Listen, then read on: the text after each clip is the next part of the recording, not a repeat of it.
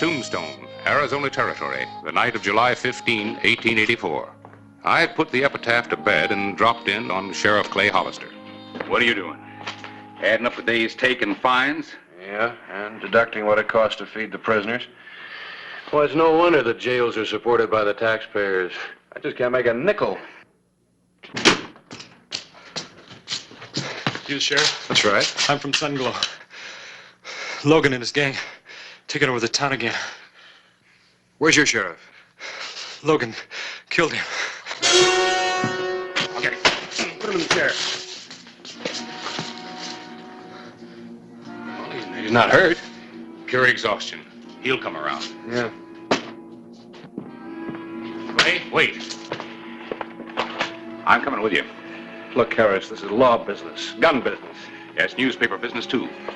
I'm coming. Well, all right, but you may be writing your own obituary.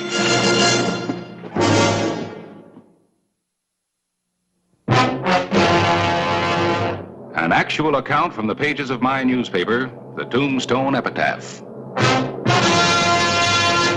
This is the way it happened. In the town too tough to die. Tombstone Territory.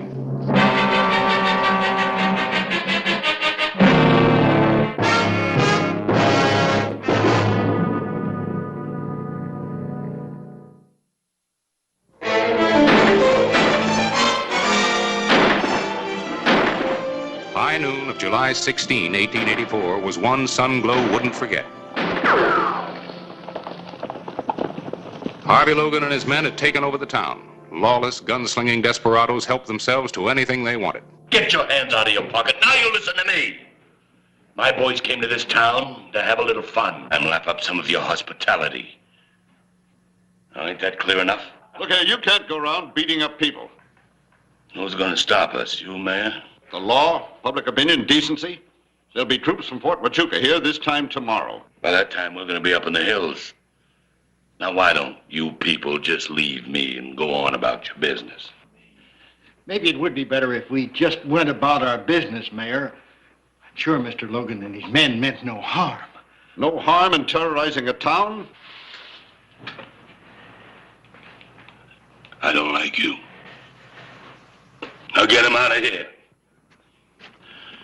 Now it's time for the rest of you boys to unwind. Whiskey! Yes, sir.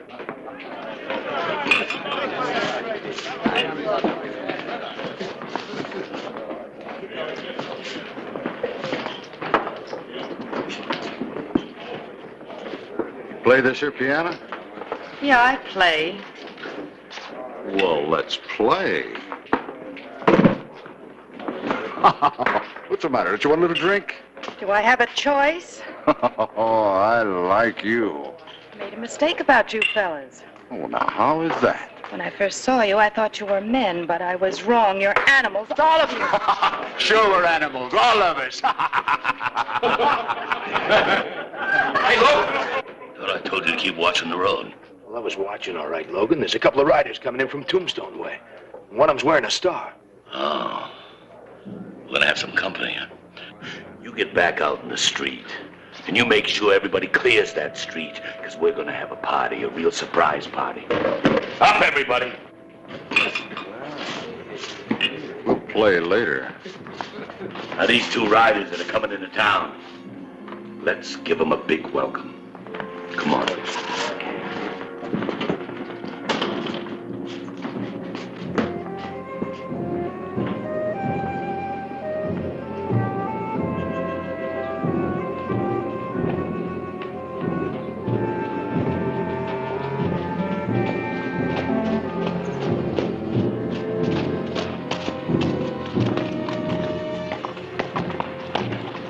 Awful quiet. Yeah, like back east. That's still just before a tornado hits.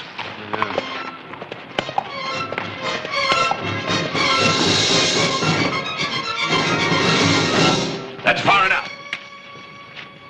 Well, Clay Hollister. Tell me something, boys. Did you come here to join the local sheriff in his grave? You've got just 10 minutes to hand over his murderer and then get out, Logan. You hear that, boys? He's putting a time limit on our fun. I'm giving you just 2 seconds to drop your guns.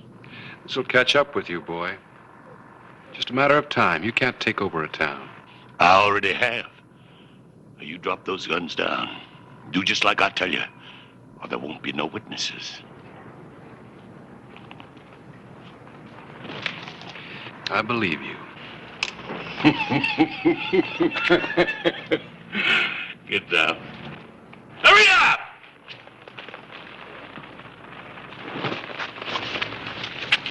What are you doing here, Logan? Well, now, this ain't Tombstone, Hollister.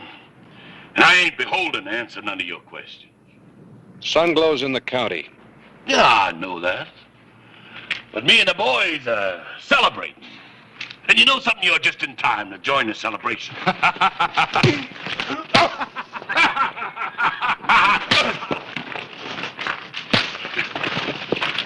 told you to hold it.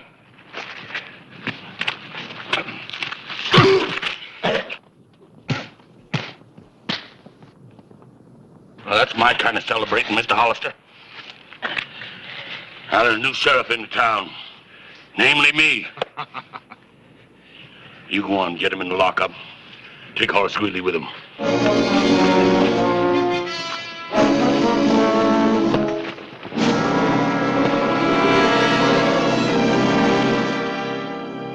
Well, I still think you made a mistake not bringing a posse. Look, Harris, you ride into a town with an army, you gotta fight. A lot of townspeople get killed. Well, what do we do now? There's only one thing to do. Sit down, relax. Relax. Well, you said you wanted a story. Go ahead and write it. How about that? Hey, you. Yes, sir, Mr. Logan. Send that girl over here, the one playing the piano. Yes, sir. Right away. Anna. Logan would like to speak with you.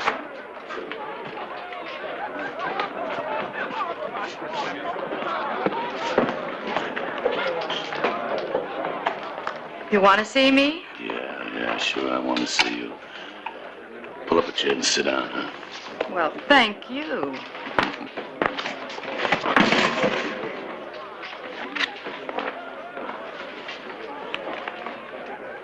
Have a drink? Why not? Yeah, why not? You know, as long as you're here, you're mine, right? Why not? Why not?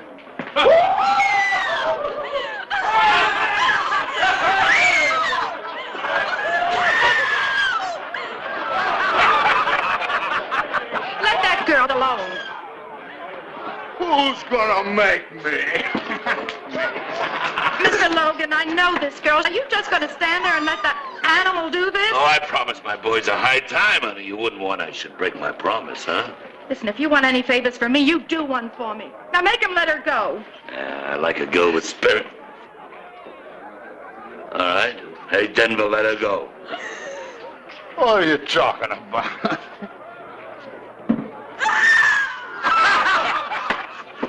I said let her go. Come on, kid, get out of here. You shouldn't have done that, Logan. You want an argument about it? You get on over to jail with Chris. And don't you leave there till I told you different.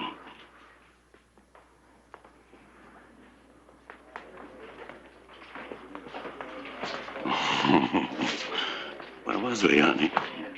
I was just about to pretty up a bit. Hey, that's a good idea. The prettier the better. I'll be right back.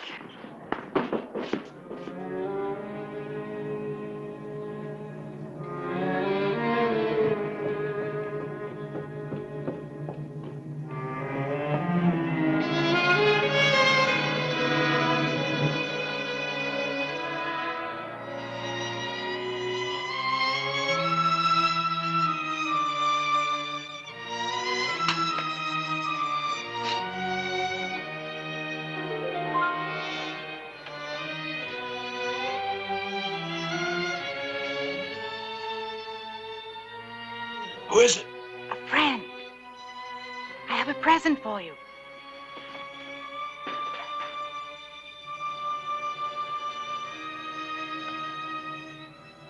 Pull it out. Thanks, friend.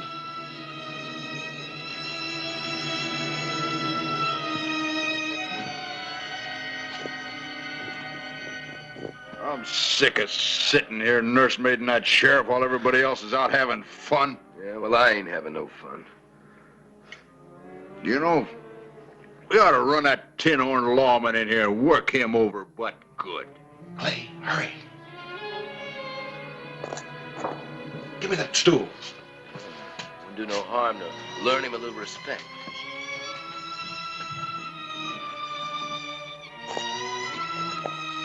You know, if we really took care of him, then we could go out and hurrah the town again. Yeah, I like that. They're coming in here any minute.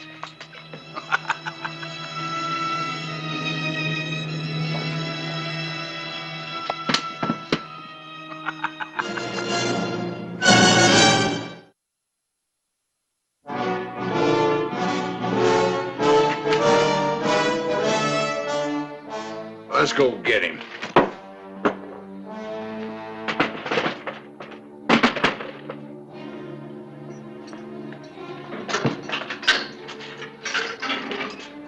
Come on out of there, Hollister. Don't move. Hey, where'd you get that? You haven't got a chance, Hollister. Get the gun, Sheriff.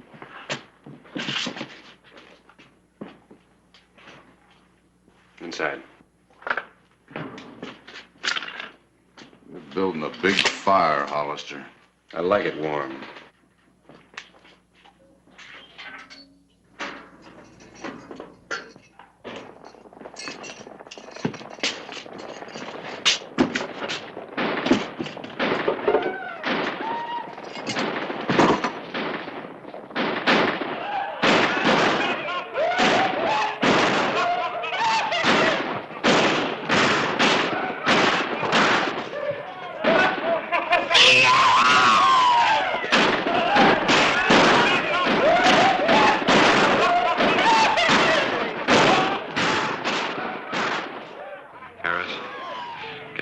Townspeople as you can. I'll meet you in an hour over there at the general store. And I have them come in the back way.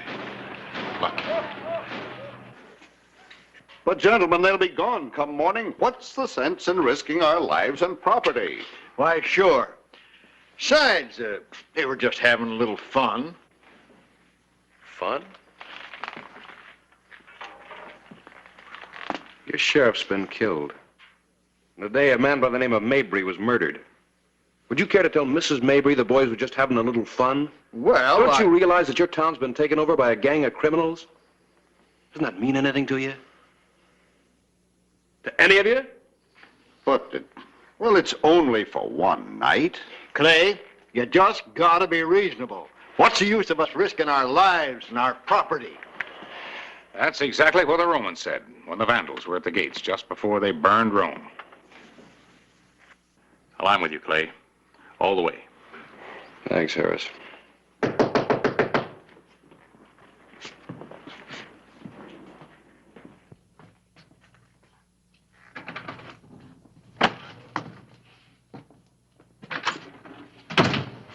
Sorry to be late, but it wasn't easy to get away.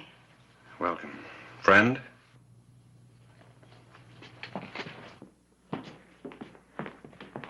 Well, of all the nerve. Yes, you're right, Mrs. Spence. This young lady does have more nerve and more courage than all of the rest of you put together. Well. Can I count on any of you?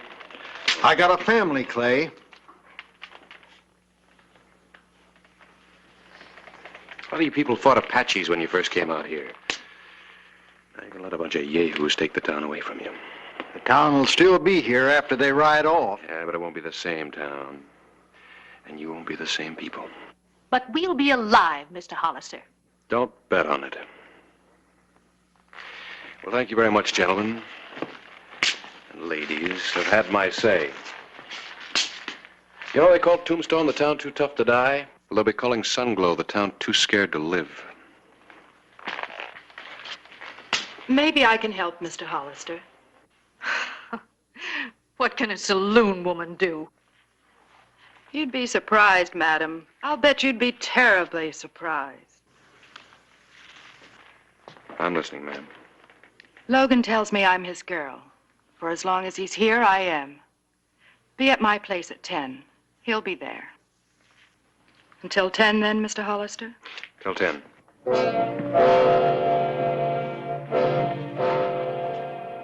Denver? Chris?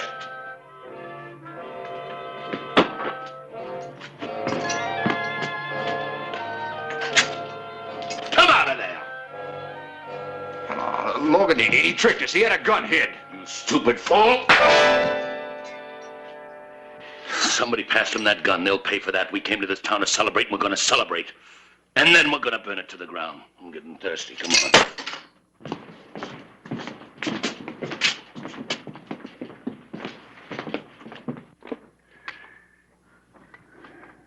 What time's getting to be here?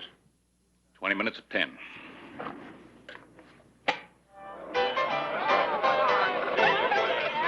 What's the matter? Something bothering you? I have to live here. If any of the townspeople see me being too friendly with you, I won't stand a chance in Sunglow. Don't worry about it. When we get through, there ain't going to be no town. What do you mean? We're going to have us a fire, a real big fire.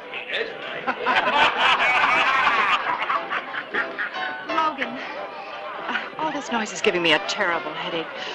Why don't we go somewhere, away from here? Like maybe my house. You need to get some food in you, and I'm a good cook. That's real hospitable of you. That's what I call real hospitality. Hey, quiet, everybody. I'm going to leave you boys for a while. Oh, and just a minute, if you see Hollister, kill him. Just a minute. I have to let Murphy know where I'm going. Don't keep me waiting. Murphy? Time to stand up and be counted. They're going to burn the town. Tell Hollister he's in the general store and go in the back way. Smile, Murphy, smile. A man can take just so much. Just so much.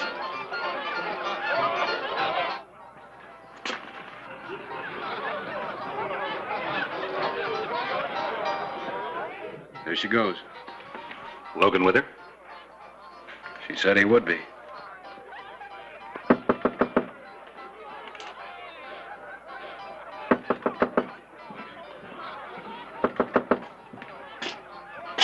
Who is it? Name's Murphy. Bartender at the saloon. Let him in.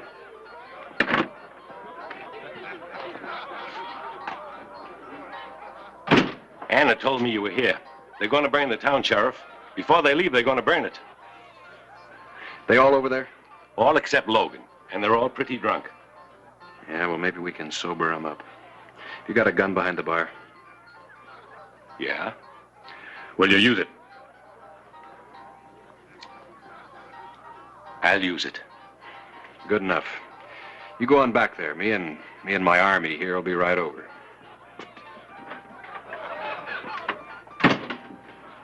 Strange, isn't it? What's that? How the only two people in town willing to defend it are a saloon woman and a saloon keeper. Yeah. You ready? Yeah?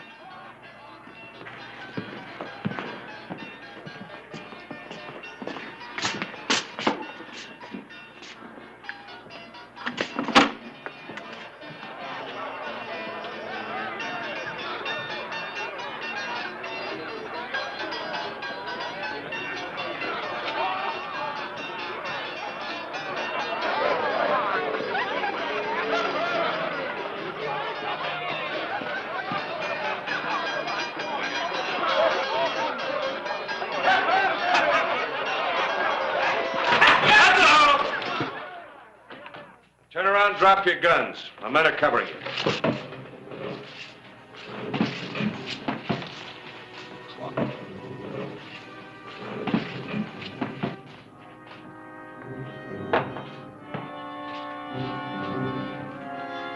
What's the matter with you boys?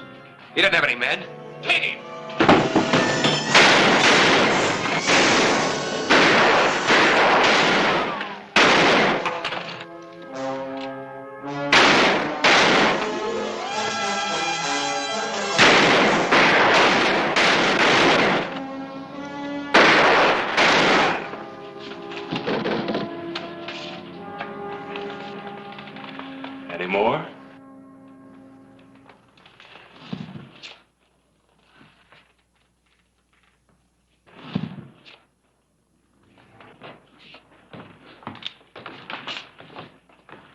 Keep an eye on him, Harris. I'm gonna go get Logan.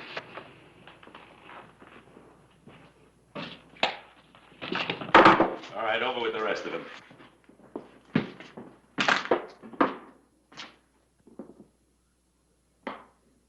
Who ain't got no men? Oh, come on, have another. No, you don't. Logan! Logan! Logan! What do you want? We got a ride. The boys are all shot up. What? It's Hollister. We haven't got a chance.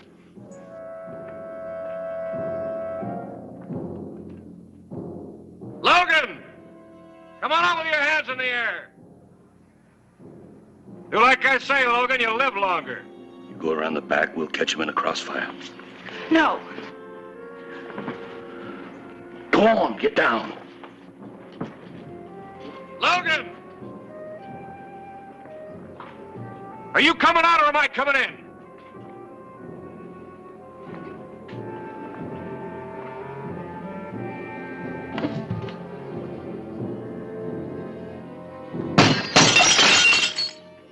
Supposing we settle this, Hollister. Just you and me. All right. You called it.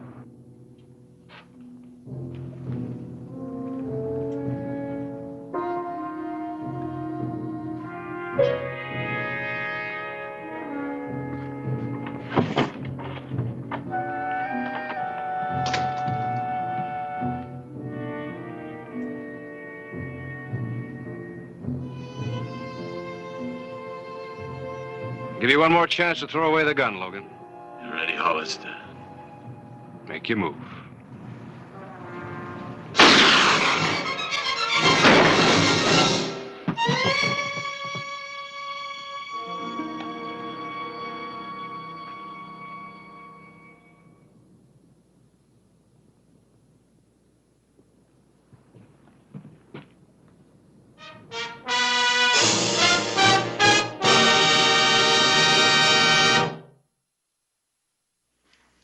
Sheriff Hollister, on behalf of a grateful town, I want to thank you. Well, Mr. Mayor, if it hadn't been for this young lady, you wouldn't have a town. How about thanking her? Mr. Hollister, Sunglow has no place for a woman like her. She's no better than the rest of the riffraff. And the way she carried on with that outlaw. You coming, Mayor? Yes, dear, Mrs. Spence. There are two kinds of women in the West. There's the nice, respectable kind like you, and there's Anna's kind of woman who just does with what she has. When a crisis came to your town, which kind got up and fought? Well, Mayor. Thanks again.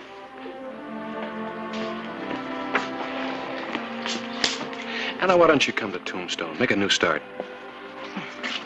No, Clay, it's like you said, there's her kind and my kind, and the town doesn't make any difference. Goodbye. Goodbye, friend.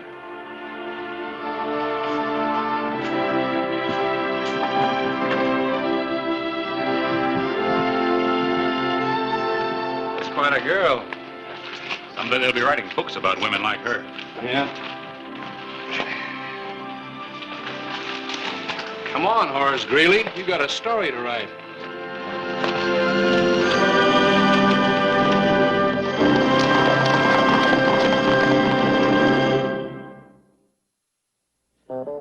Whistle me up a memory. Whistle me back where I wanna be. Whistle a tune that'll carry me to Tombstone territory.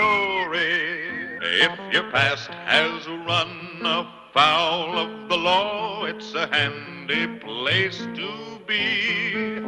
'Cause your future's just as good as your draw in Tombstone territory. Whistle me up a memory. Whistle me back where I wanna be, to Tombstone territory.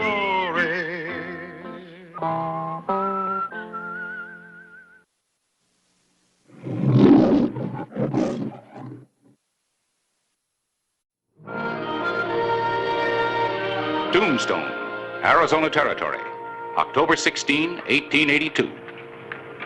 Sheriff Clay Hollister took his job seriously, and he was in no mood to entertain out-of-town callers. I don't care if this man Ferguson is the president's representative. I can't talk to him now. I'm sorry, Harris. All right. I'll tell him.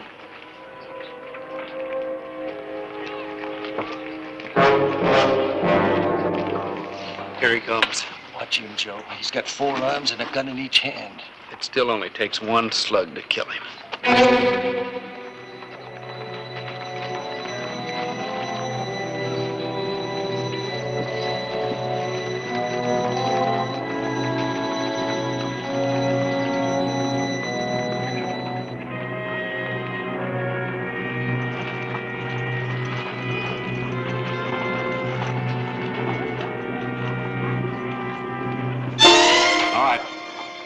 Your hands up.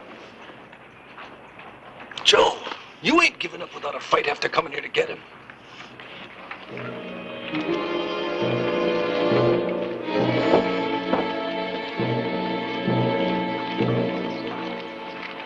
So that's Clay Hollister.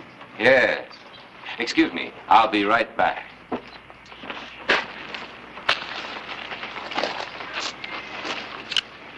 Looking for me, Joe? Not anymore. Who told you to kill me, Big Brother Ed? Good work, Sheriff.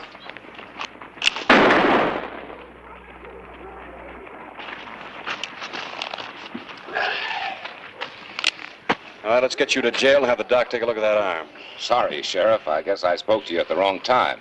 I'm Ferguson from Washington. Yeah, I know. Editor Clyburn told me you wanted to talk to me. That's right. You almost lost your chance.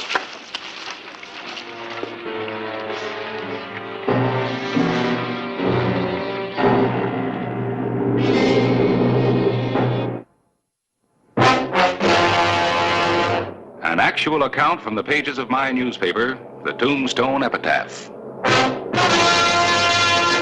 This is the way it happened, in the town too tough to die. Tombstone Territory.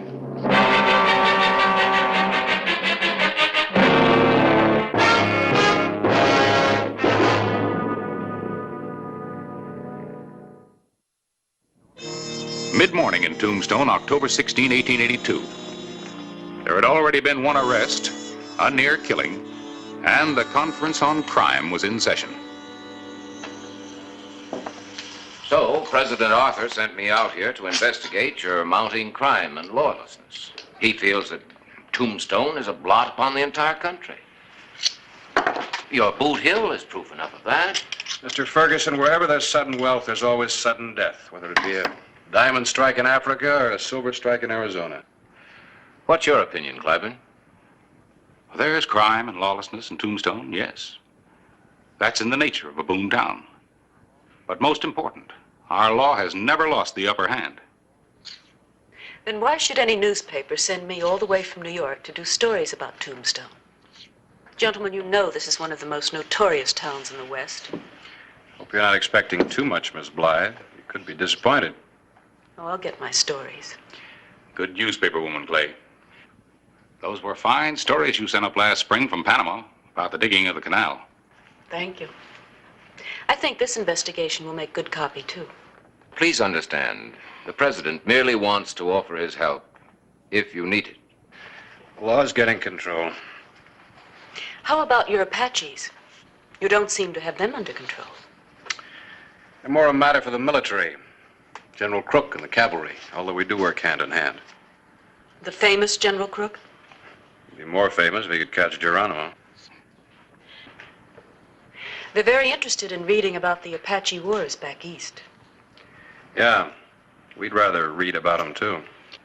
Been wanting to interview the general. Just can't seem to get on to Fort Huachuca at the same time he's there. That's where General Crook is now? Or somewhere in the mountains. Pretty treacherous country.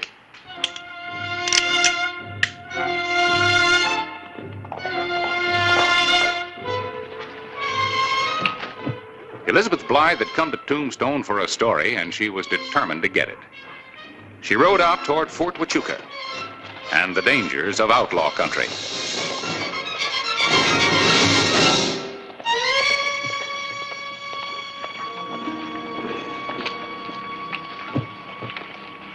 Where's that lady going, do you know? Fort Huachuca. Try to find General Crook. Fort Huachuca. I'm Ferguson, special investigator for the president. Get me a horse, will you? I'd like to see if I can head her off. Why, yes, sure. I got one already. Thanks.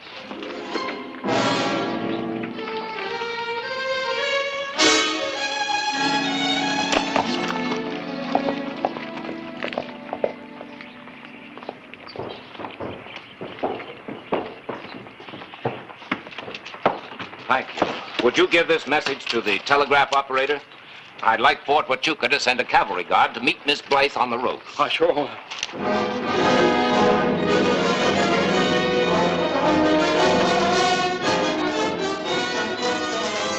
Elizabeth Blythe continued her ride toward Fort Huachuca, unaware that the president's investigator was riding out after her, or that one of the Chandler gang was also riding hard out of Tombstone.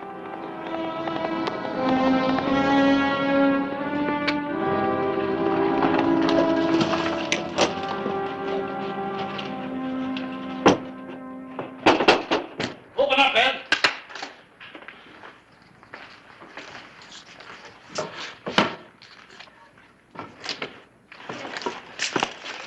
Ed, I got news for you. Sheriff's dead, huh? No. The sheriff got Joe in the arm, threw him in jail. Jail? You stood around like a bum on a log? Lad, there weren't a thing I could do then. Ed, wait a minute. Don't you want to hear the news? What news? About that galoot from Washington. What about him? He was sent here by the president to keep an eye on Tombstone. He's headed this way right now, chasing after some gal newspaper reporter from New York. Yeah. I like that.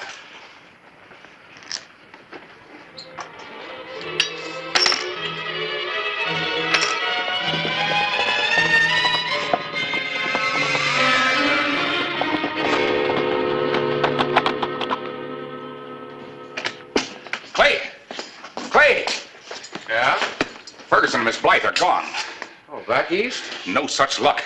They both rode out toward Fort Huachuca. Great.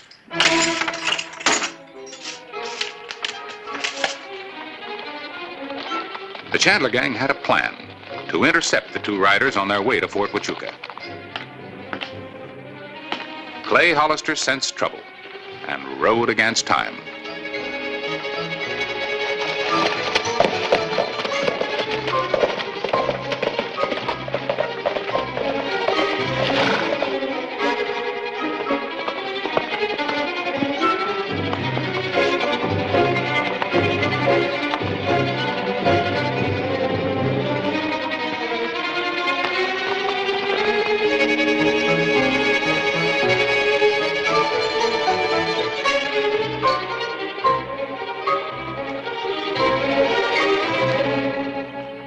That was a very foolish thing to do, Miss Blythe.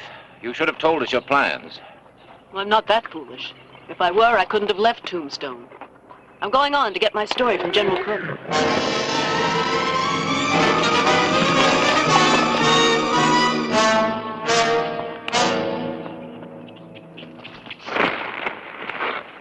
What's this all about? The boss got lonesome, wants company. I don't think he'll want mine. Do you know who I am? That's the reason he wants to see you. The young lady there may get a good story. It'll be about you. Oh, no.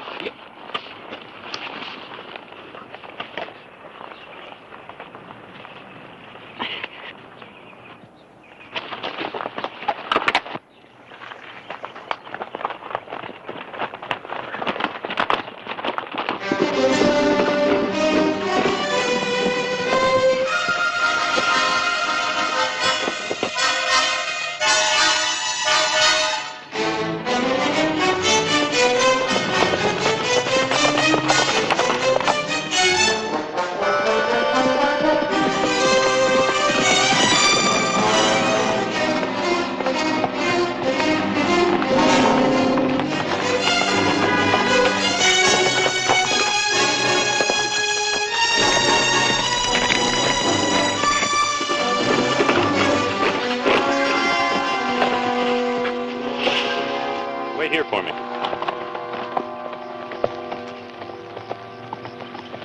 Howdy, Mr. Hollister. Where are you headed for? I'm looking for a girl newspaper reporter and a man who set out to find her. So are we. He wired the fort to send a guard out to meet him. Well, I can't understand how you missed him. Me either. Hope nothing's wrong. Look, Corporal, take your men up through the Huachucas on the way back. I'll ride through the Whetstones. Glad to, Hollister. And, if you find out anything, wire my deputy in Tombstone. Right.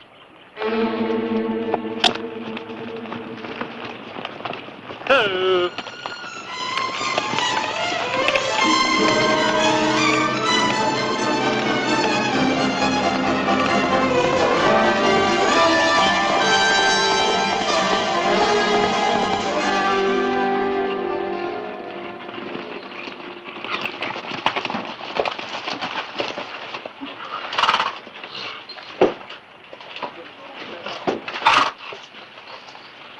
Step up.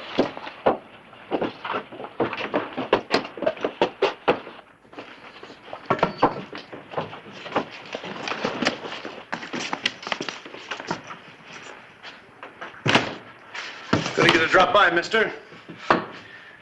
You too, miss. You'll be doing some dropping yourself. From a scaffold. That's big talk, mister. From an hombre in your fix. He has every right to talk big.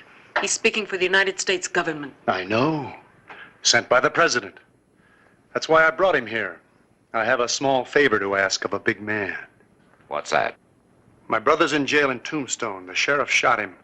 You're going back and release him. Your brother's in no condition to travel, Chandler. He'll make it. I refuse. Mister, you're in no position to refuse anything. We'd better go back to Tombstone and do as he asks. Not you, miss. You're staying here till my brother shows up. I'm not leaving here without Miss Blythe.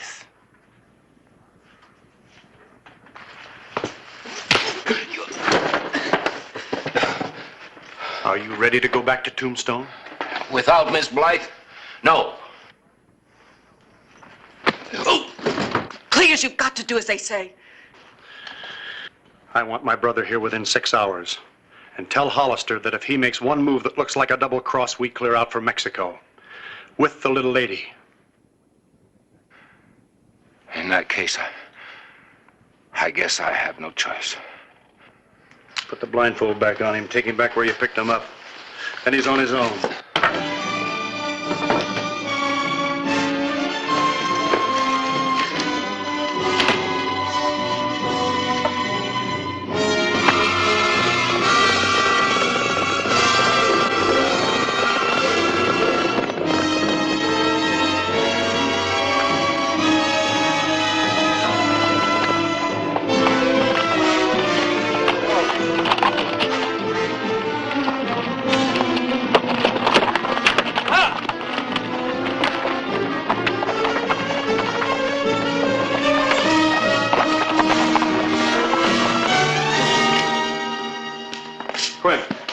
Men together. What's up? Ferguson and that girl, Miss Blythe, disappeared somewhere between here and the fort. How many do we need? All we can get. Ferguson, where's Miss Blythe? She's with the brother of the man you shot and arrested. His men picked us up. He's holding her prisoner. Ed Chandler. Sit down. How did you get away? I'm supposed to tell you to release his brother and get him back to Chandler within 6 hours. Or they take Miss Blythe to Mexico. We've got less than 3 hours to get his brother back there. Back where? That, I don't know.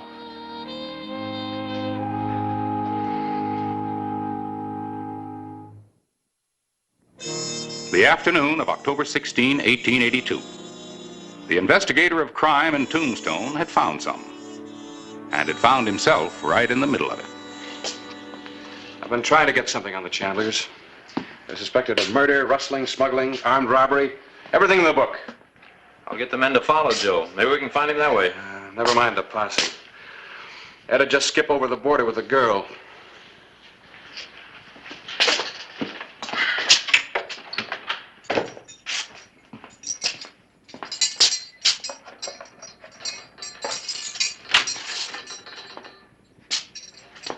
Feel like taking a ride? Depends on where to. Back to your brother. I'm turning you loose. Oh? What's the joker? Seems like a good idea. Afraid Ed'll come with the boys and blast the town, huh? Maybe. Or maybe you think you're gonna follow me and find Ed, huh? I'm not gonna follow you. I'm gonna take you. All right. There's nothing I'd like more than getting you within range of Ed's guns.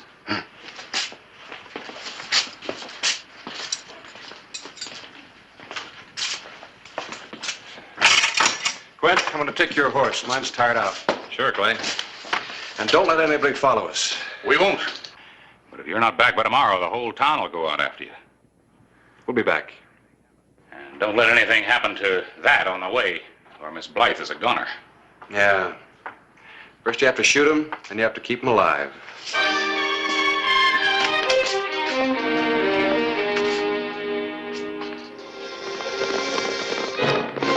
The life of Elizabeth Blythe depended on delivering Joe Chandler before the 3-hour deadline had passed.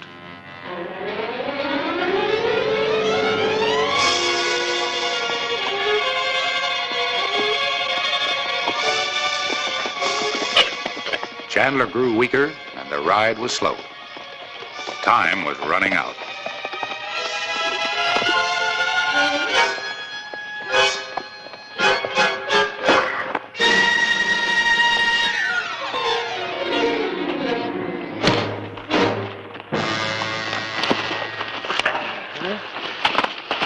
Hold it. Well, I'm glad to see you're so full of fight. Afraid I was going to lose you before you led me to your brother. You smart up, lawman. Go on back. You don't know what you're walking into. Mount up.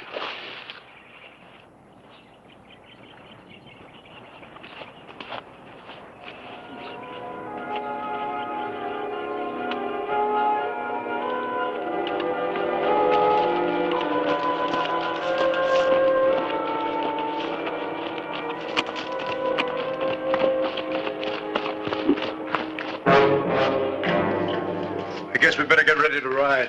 Looks like Joe isn't going to show up. You'll find lots of things to write about in Mexico, miss.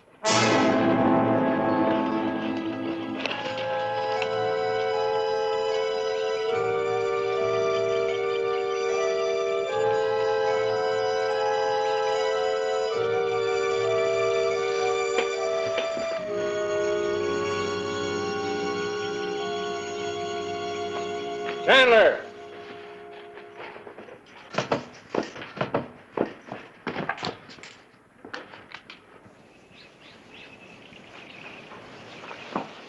Send the girl out, I'll turn your brother loose. No! Turn Joe loose, then I'll let the girl go. I'm calling this. How do I know you'll let him go? She walks to me slowly, he walks to you slowly. And I'll have him covered every step of the way. You'll shoot him. Unless I have to. Give me the girl, there won't be any shooting this time.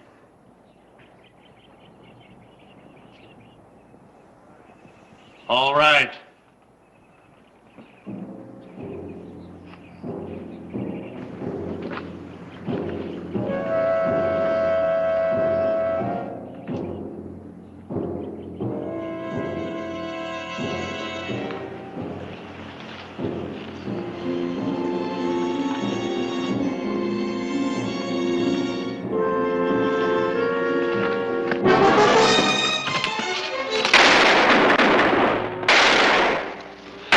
Did you get Hollister when you had the chance? You were just too fast for me. Well, he's not too fast for me. We'll get him now.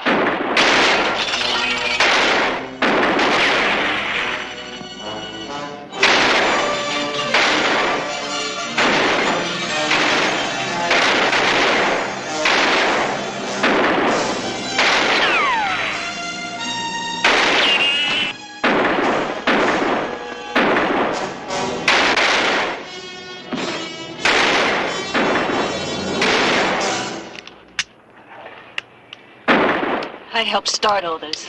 I'm sorry. Stay down. Here, make yourself useful. Keep him pinned down. I'll go get him from the back.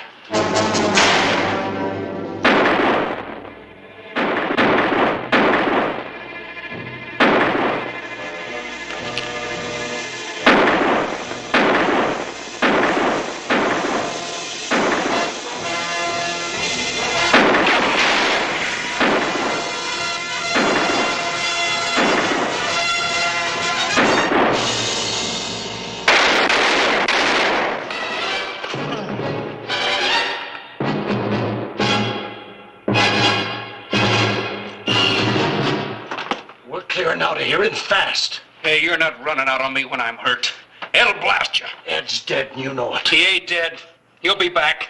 He just gunned down Hollister. I know he did. Then where is he? You wait for him.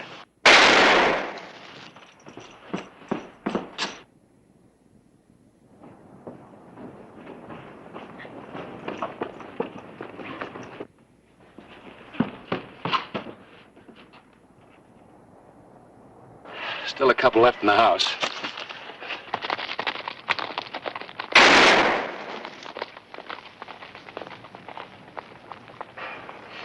Come on out, Joe. You haven't got a chance. Men are gone, your brother's dead. You're lying. He ain't dead.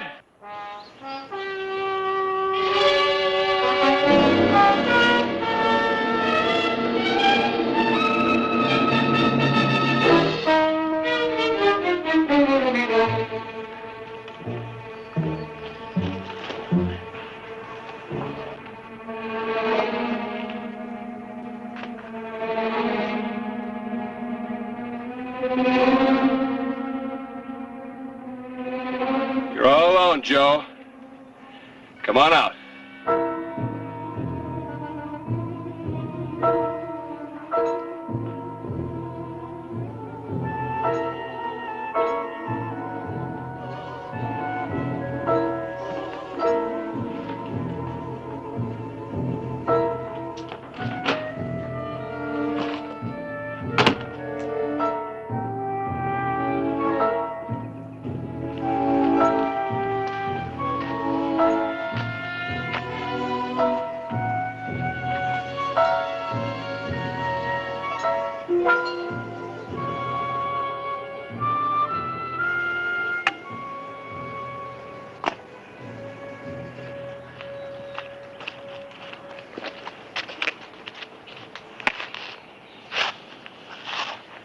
How are you at writing obituaries?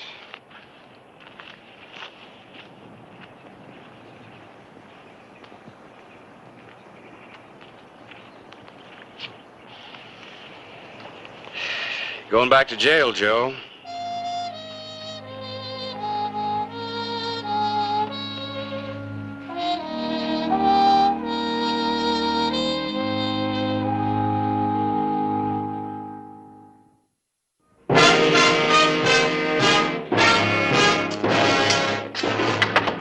How long did it take you to run down Pete and the other one? Wore out 2 horses, but that takes care of the Chandler outfit. I won't need keys to keep the ones up on Boot Hill out of trouble. You don't like your job, Sheriff. I don't like killing. Hollister, I came out here to report on the crime wave in Tombstone. Yes, and when you interrupted an arrest to tell me that, Joe Chandler almost killed me. I'm going to report that there is crime, a lot of it. But it's being held in check. I'll second that. My recommendation will be absolutely no interference by federal authorities. And you know how I'm going to back that up? How? By leaving for Washington myself on the first stage. Mr. Ferguson, have a good, safe trip. Thank you.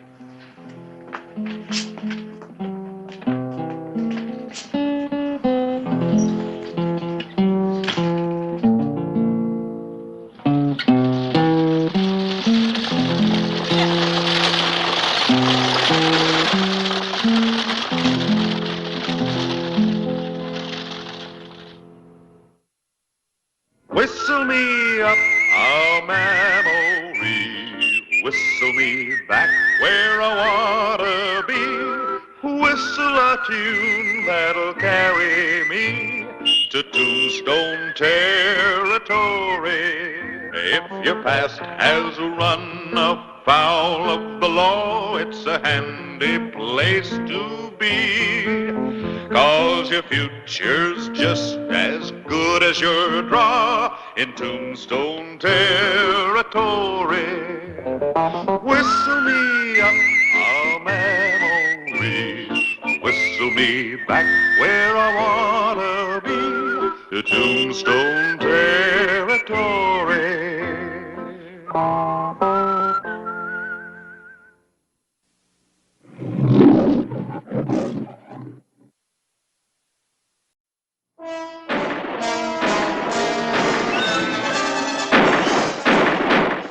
1880.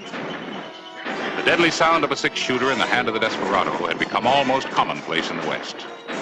Men were shot down, robberies committed, and bands of marauders and renegades roamed the small frontier towns, looting, burning, and plundering. And when the bandits were captured, they were often turned loose because witnesses feared to come forward. This made the lawman's job, the job of keeping law and order in the community, almost impossible.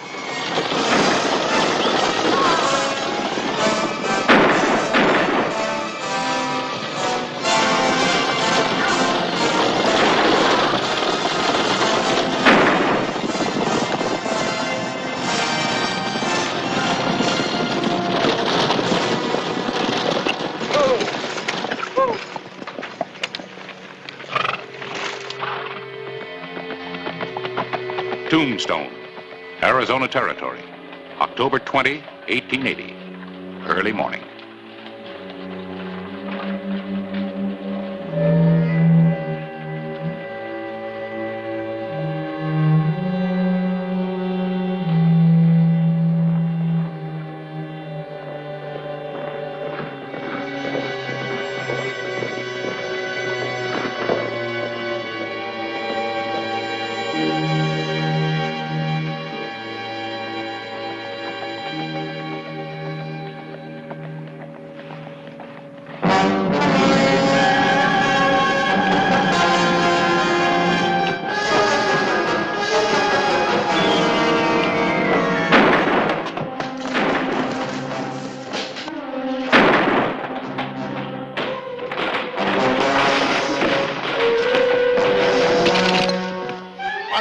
Help me.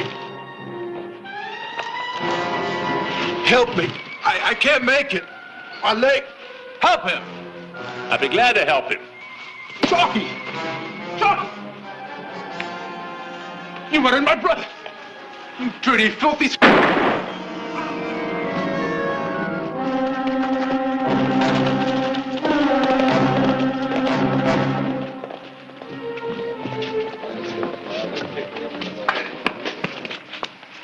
What happened?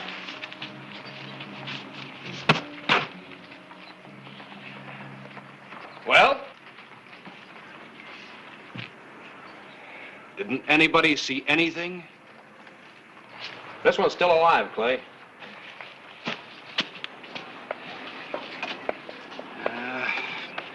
Barney Dager. And brother Chalky. This is really going to be rough on their sister.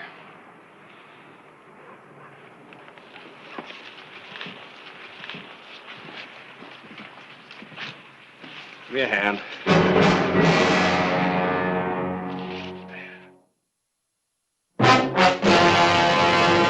An actual account from the pages of my newspaper, the Tombstone Epitaph. This is the way it happened, in the town too tough to die. Tombstone Territory.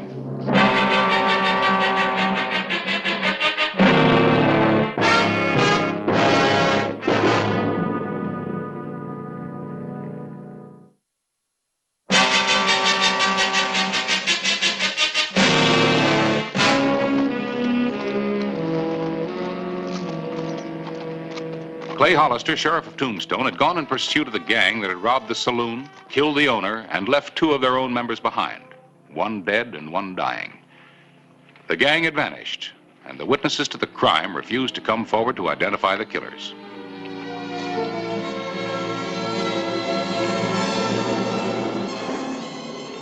Later the same day, mid-morning, October 20.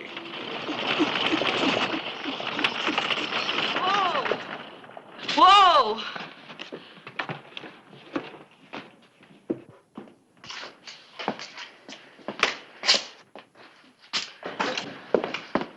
I'm Sherry Dager. My brothers, where are they? Chalky's dead. Barney's in a cell in the back.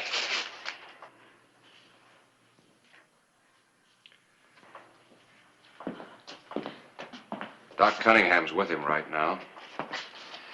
Wait here. I'll see if it's all right.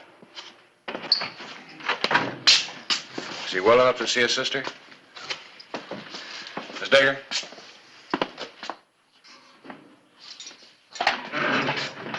Barney.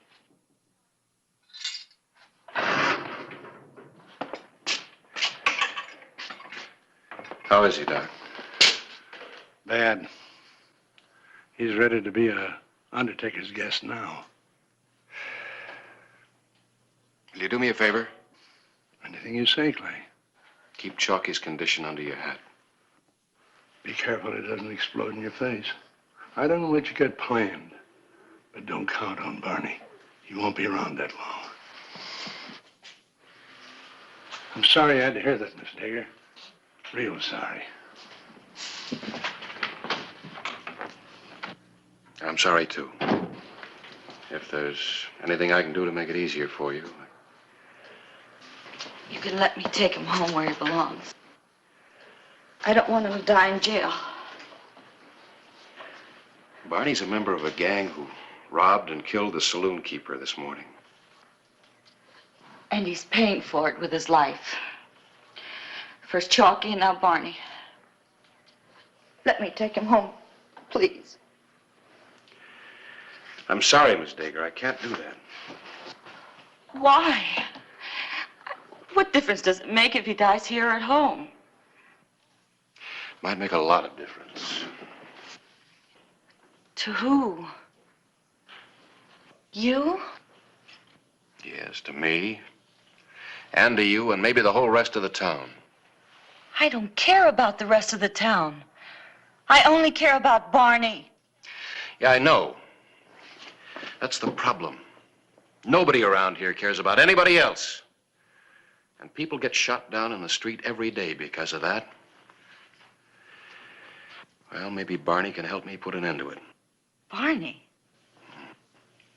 He owes something to the territory. Let him pay his debt. He's dying. You talk like this? When a man helps to commit murder and robbery, it makes him a criminal. It's my business to understand that. It's your business, too. Barney's not a criminal.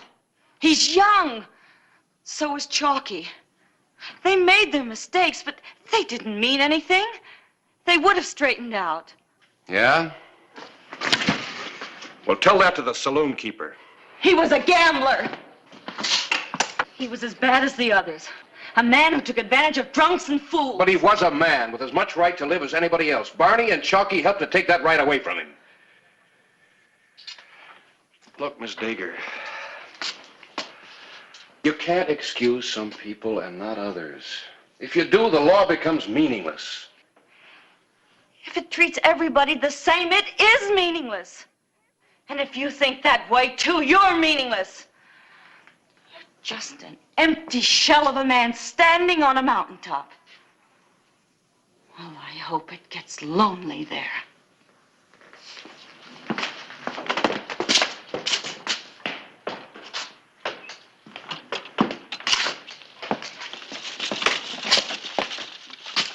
You ever stand all alone on a mountaintop, Quint? Sometimes that's the only place where a man can think. Yeah, I've been there.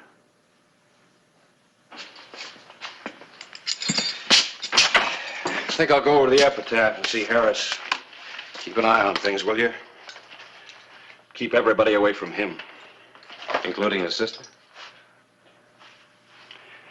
She isn't everybody.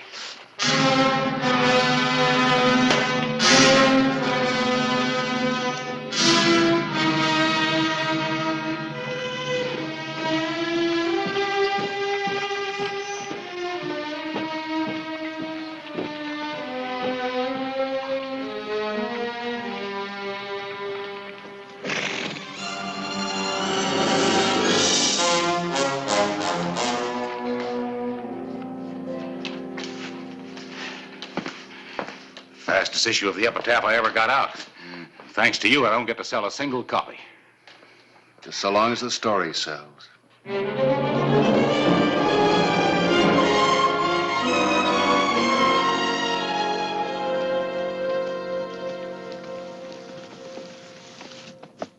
And I think our buyer just got here.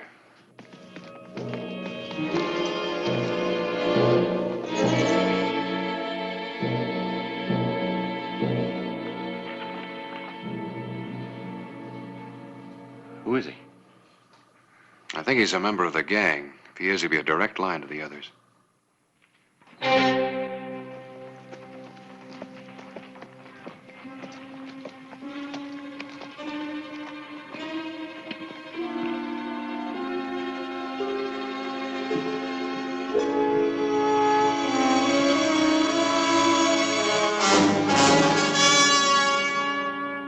You planning on following him? I mean, going after them? Oh, Harris, I haven't got any proof. Besides, after that article, I think they'll be looking for me and Barney. And I'd rather have them here than me there. Yeah. Judging from the looks of him, I don't blame you.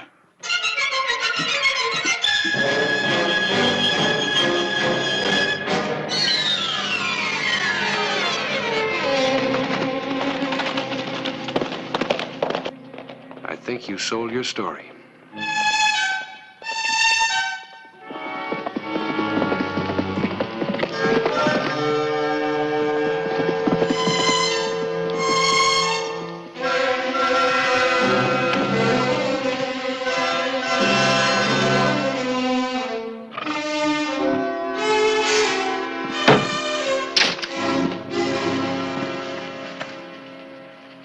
You and your fancy knife throwing. Maybe you need a little more practice. I hear what I am, Paul. Yeah? Barney's recovering. He's going to identify us. It's all over the front page of the paper. Never leave a wounded man behind to testify, he says. Too bad you didn't use the knife on Barney, too. Go ahead. No. When the odds change, I stop playing. Now, let's talk about Barney Dagan and his sister Sherry. Killing a woman is where I draw the line. Killing? Who said anything about killing? There's some people who are far more useful alive. Mistake is one of them. And this editor fellow might very well be another. I'm quite sure he's a pillar of Tombstone society. You touch the editor and you're a dead man. Hollister will come after you. Exactly, but he'll have Barney with him. Now, if the editor means so much to Hollister and to the town, I'm quite sure they'd be very glad to exchange Barney for him. Yeah, well, how are we going to get the editor to come here? We'll persuade him one way or the other. And then we have to pay a little visit to Miss Dager. She has to persuade Hollister to exchange Barney for the editor, or we kill the editor. Of course, unfortunately for him, he'll be dead as soon as it's all over. But then, so will Barney. Then there'll be nobody left who will dare offer to testify against Dirk Padella again. Yeah.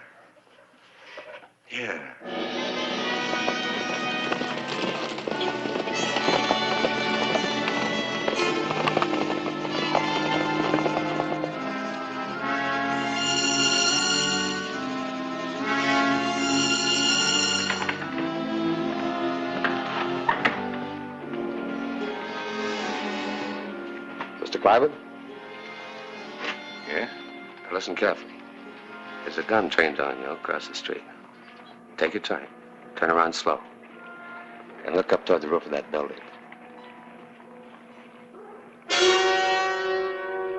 There's two more besides that one on the street. Mine and another one near Dunbar Stable. What do you want? He'll be covered all the way. Go to Dunbar's, pick up your horse, then ride out of town. Past Fremont first, and wait. And don't look for help from your friend Hollister. We waited for him to make his afternoon rounds. He's on the other side of town.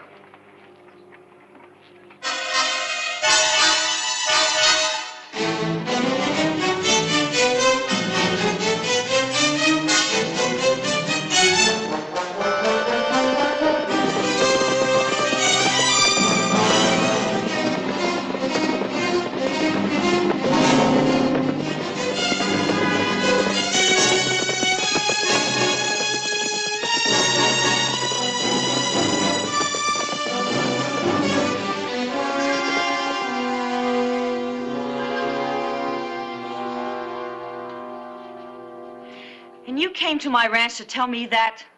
I thought it was easier than having you visit me where you might be followed. And if I don't persuade Clay Hollister to make the exchange? Then Barney will probably die. Oh, no, I won't kill him. I like Barney. He's a good man. But if he stays in jail, state's witness or not, he'll undoubtedly swing for the murder of the saloon keeper. I don't believe you. That's your privilege. There's one other thing.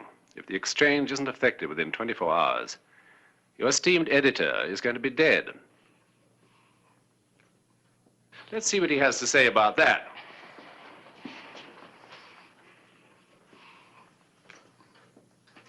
Don't do it. He's lying. They'll kill me anyway. Now, I presume that you'll talk to Hollister?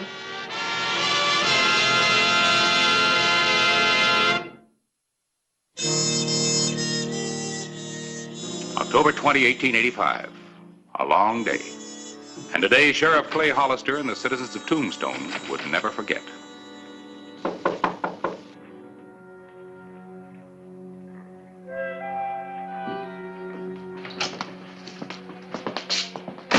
He isn't anywhere in town, Clay. I've looked everywhere. If you were going somewhere, he would have told somebody. Left somebody in charge of the office. He usually does. Where are you going? Over to Dunbar's. If he was going to leave town, he had to go by horse or buggy. Maybe they know something about it.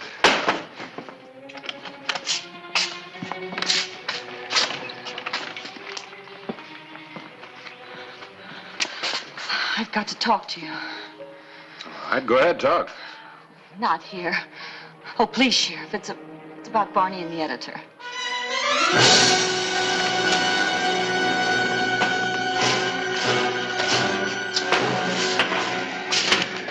All right. You said you wanted to talk about Barney and the editor? They're holding the editor hostage. Who? Who's holding him? The men in the gang that Barney and Chalky belong to. Where are they now? I don't know. They came to my ranch. They had Mr. Clybourne with them. They said that if you didn't exchange him with Barney, they'd kill the editor. What, is that all they said? No. They said that if Barney stayed in jail, he'd hang for the murder of the saloon keeper. Is that why you've come here? I saw what they did to the editor. They beat him, but he's still alive, and I think he will be until they're through with him.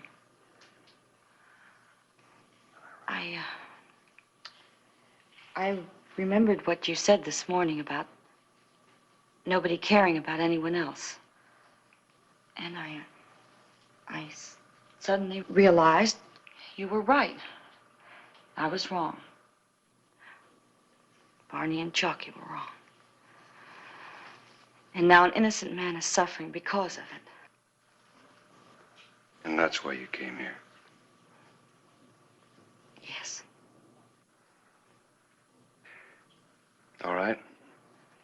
You tell him I'll make the exchange, but on my terms. I'll have Barney at Chalky's funeral at Boot Hill Cemetery tomorrow. Tell him to have the editor there. That's where I'll make the exchange. Now I think you better see Barney.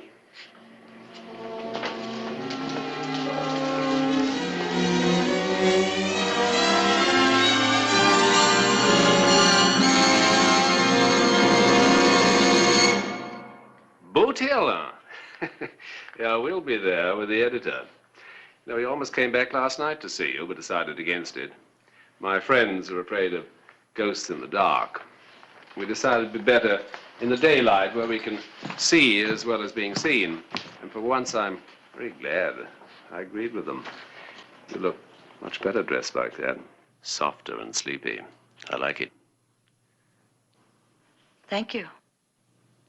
I shall be seeing you again. I'll be looking forward to it. This morning, Boot Hill. That's right. I'll be there.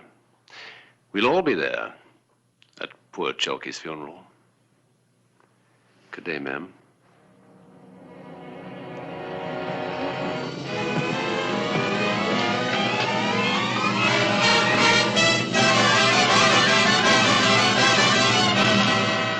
Hardly seems right somehow. Going to a funeral to pay your respects to the dead, wearing guns. Well, those guns keep a lot of people from paying their respects to you. I guess that's about it. You ready? Yep. Let's go.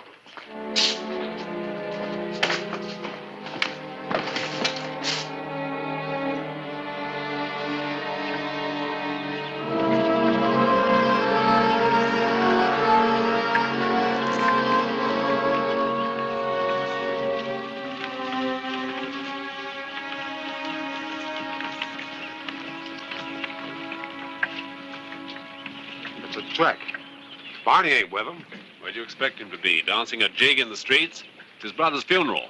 Barney's where he should be, in the buggy with his sister. Untie his hands. Take the gag out. We wouldn't want Hollister to think we've been mistreating his friends, would we?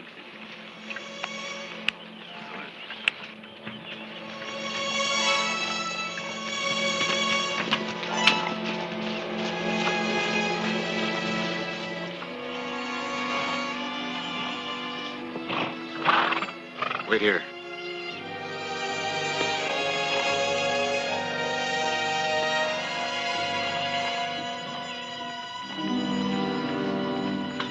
I don't see Barney. He's here, just like I promised you. In the buggy? No, in the hearse. Barney's dead. Harris!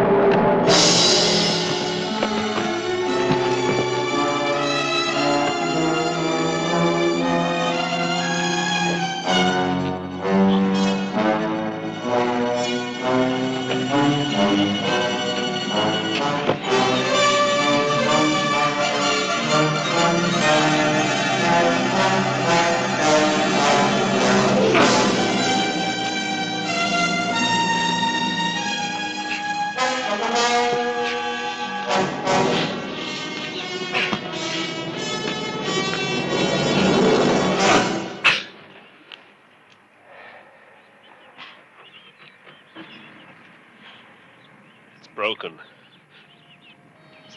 Too bad. Clear. Havana tobacco. Rolled especially. For me.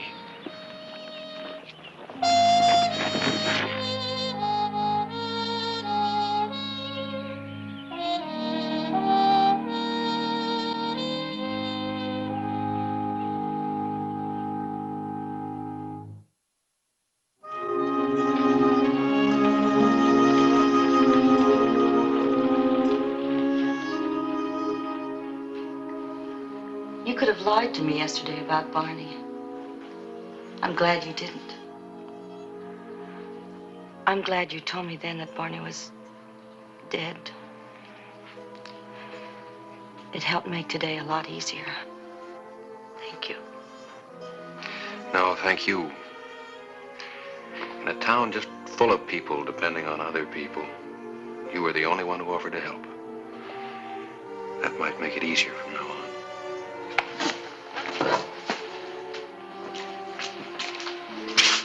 You know, I'm going to be thinking about you.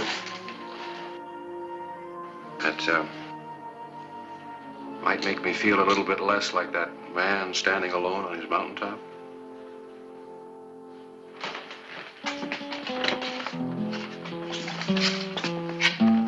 Well, you sure got your faith in human nature restored fast. Stick around. A couple of years, you may be old enough to understand.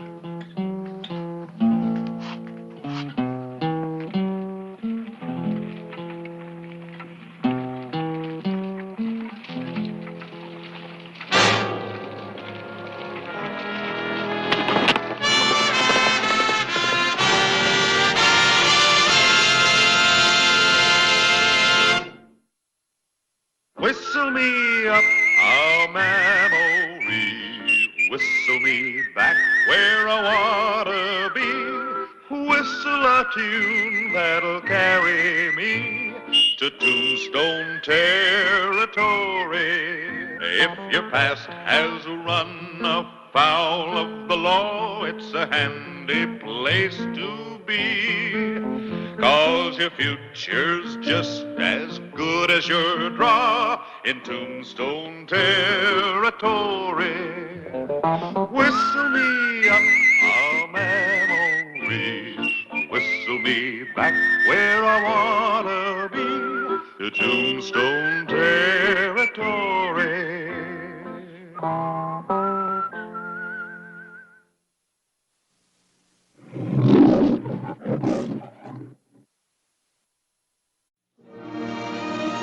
Tombstone, Arizona Territory, March 6, 1886. Wait. Oh, Harris. I was going to ask you to ride out with me, but, I see you're busy. Just doing the rounds. Ride out where? Going out to meet Sam Barrett. Thought I'd ride in with him. Sam Barrett? The newspaper man. Finest in the West. Oh, I thought you were, Harris. I've been writing about him for a week. Don't you read my... You go on ahead. I'm going to stay around here. I got some things to do. Sure. I'll see you later. Oh, when I get settled in, I'd like to meet him.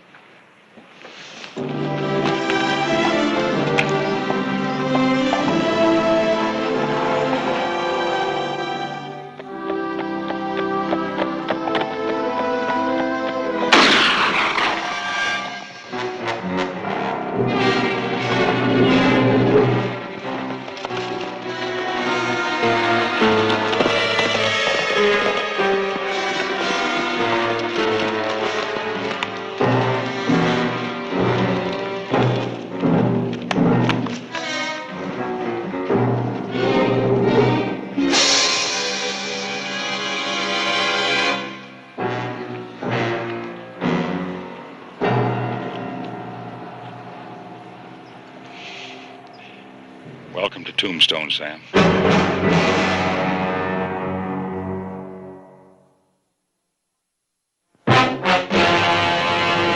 An actual account from the pages of my newspaper, the Tombstone Epitaph. This is the way it happened, in the town too tough to die. Tombstone Territory.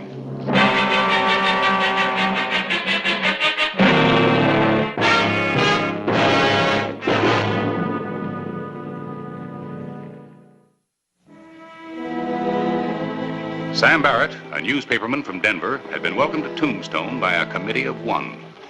A gunman who had shot and killed him on the road a few miles out of town.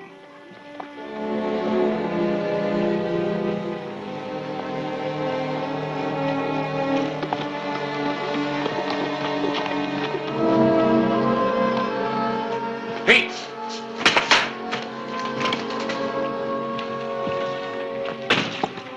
Barrett. Where'd you find him? Outside of town a few miles. I saw it, Clay. You saw who killed him? Vic Reel. The man who works for Douglas Jason. Pete, get our horses. You and I are going to ride out to Jason's place.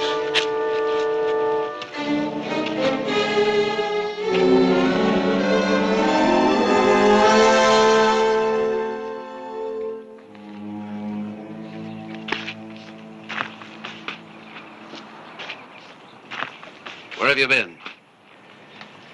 Don't talk to me like a 2-year-old, Jason. Talk? I'll kill you if you do it again. Where have you been? I've been out, riding around. Where have you been riding? Denver. I rode to Denver and I told the marshal that the Taylor gang's in Tombstone. I told him all that money from those train robberies is buried right here on the ranch. I told him because I want to hang. Get back to the barn and go to work. Wait a minute. What's Jess doing coming back here? How do I know? The man ambushed riding into town. That newspaper editor saw the whole thing. He was there. Nobody was there. He's lying.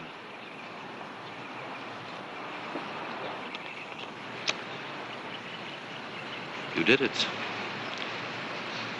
You got the law on us. You made 4 years count for nothing. Get down off that horse, Jess. Get down! Get down, Jess. Come on, get inside. Move.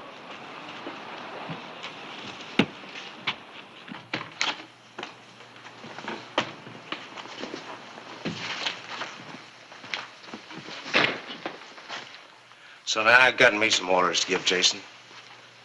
You too, Jesse, and that goes for the rest of the boys. You better give them fast, Vic. That sheriff is going to come riding in here any minute now. And you're going to take care of him for me. I am? Yeah, you are. Just like my brother took care of you. He sat in that jail, and he waited, and he hanged, and he didn't talk. Your brother didn't take any chance that I didn't, or that you or Jess here didn't. Well, like I said, he didn't talk, and he could have. We would have helped him, if we could have. We didn't hang him, Vic. I know you didn't. Sam Barrett did. Sam Barrett, the Denver newspaper man. You remember him, don't you? Ah, he did some fine, fancy preaching in that newspaper of his, didn't he? Ben's life, or innocent lives lost in a Taylor gang robberies. In case you forgot, the people listening to him, and they hanged Ben. So you had to kill Sam Barrett. No matter what it cost us. All of us. It wasn't supposed to cost nothing, Jason. I didn't plan on nobody seeing it happen. They're here now, the sheriff and the deputy.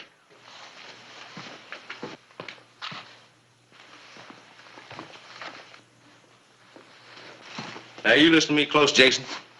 You too, Jesse. You get that newspaper man, you hear? Ain't gonna be no proof without no witness. Now, I'm gonna go with the sheriff for 2 days. 2 days. And then I start talking. I tell all I know about the Taylor gang. None of us could afford that. Put the gun away.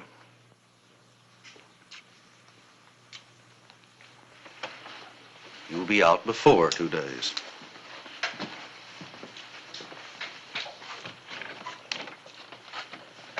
Mr. Jason? Sheriff Hollister.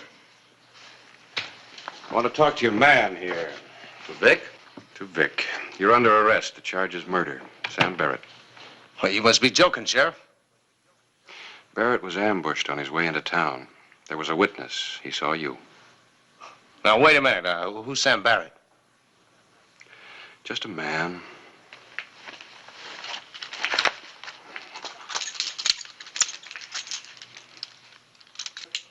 Let's go.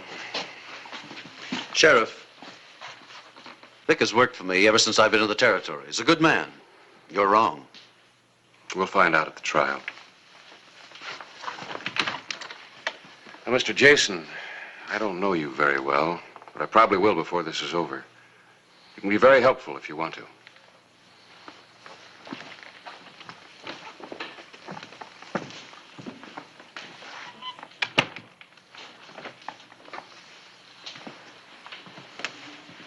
I don't like it, Jason.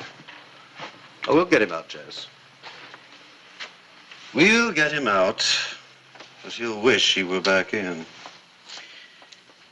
Vic Real is a dead man, any way you look at it.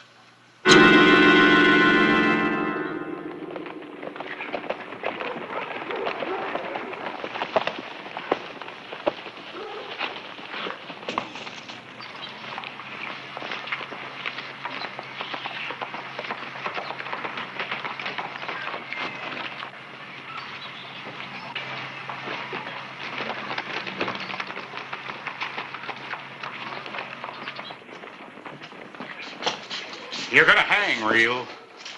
For what? I don't know why you did it, but you'll hang. You're out of your mind, newsman. You trying to sell a few papers, you better look for something else. Hey, you dirty! Tell him to get his hands off me, Hollister. Tell him! Pete.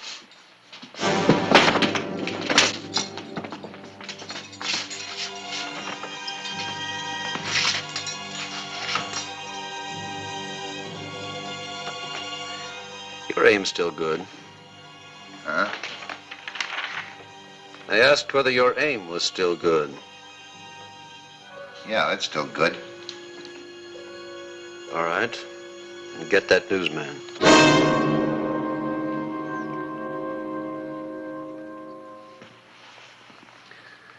We have to do as our friend Vic says. But why me? Why not Red or... Because I said you. So it started all over again, huh? I don't like it. 4 years now and no trouble. And now it's starting all over again. This is the last. So your aim is still good, huh? When, Jason? Tonight.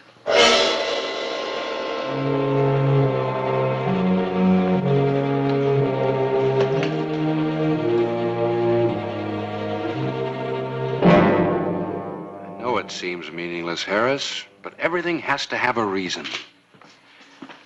Then what is it? There was no robbery committed, and Sam Barrett didn't have any enemies. At least not out here. There was a motive. There had to be. This wasn't just a thrill killing. If Real had wanted that, he would have found something in Tombstone. He didn't need Barrett for that. Then why Sam? I don't know. But I'm going to find out. Anything I can do to help, Clay? No, you just get your paper out. Something will show up. For all these telegrams we've sent out, something's got to happen. We could use a little luck. Yeah, that's generally what we get. A very little.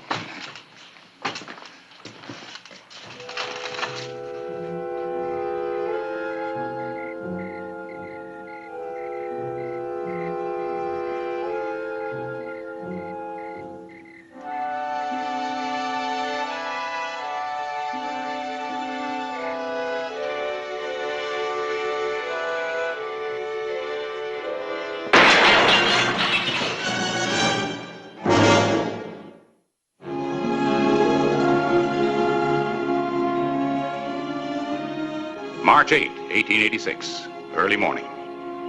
Douglas Jason's plan of murder had failed.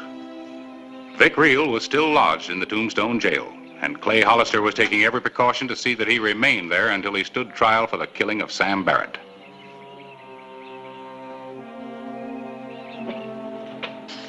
Jason has 3 or 4 other men beside Real.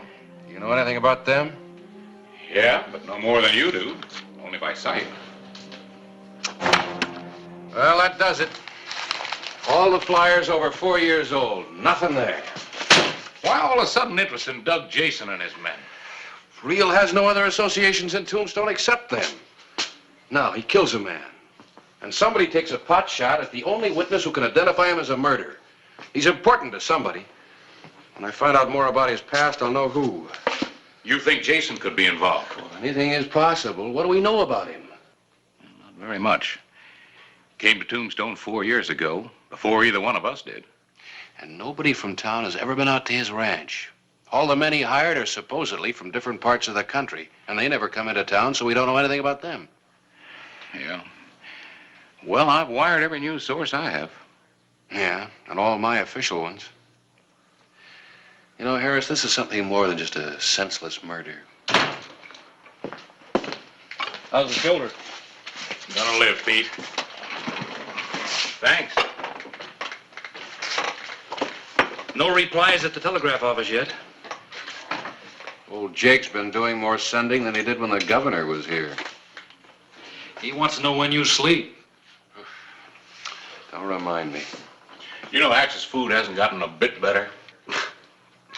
Boy, you sure are hard to please. You should feel yourself lucky that you're here to eat it at all.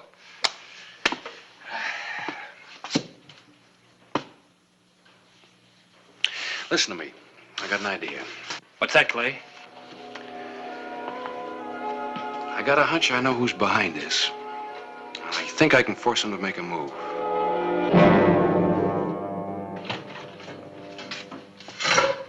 One last time, Real. Why'd you kill Barrett? You answer, you're gonna save a lot of bloodshed.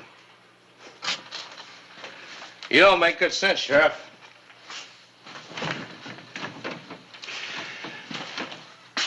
Look, boy, it's all over for you.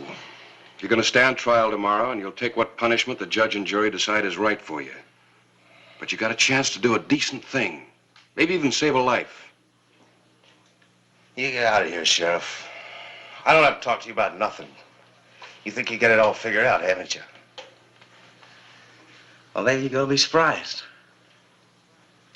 You're the one who's going to be surprised. I have got it figured out.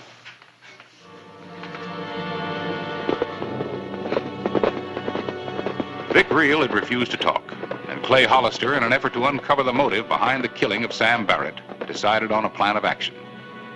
Douglas Jason was to be the starting point. It's a fine-looking cattle, Jason. Ought to bring a good price.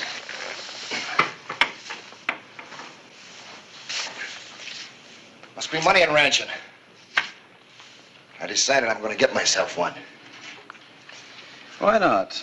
You figuring on grabbing your share and leaving? Yep. Well, it's time for it. Where are you heading? Mexico.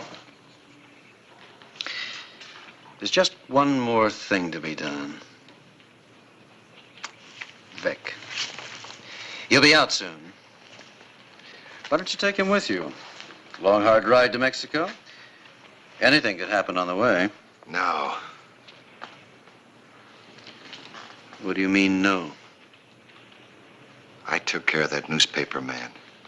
That's it. That was the last. I got money now. I'm like you. I'm gonna live right. After you take care of Vic. Nobody else leaves the ranch, not yet. Nothing unusual is gonna happen. Everything stays just the same. What do I get out of it? What do we all get? No more trouble.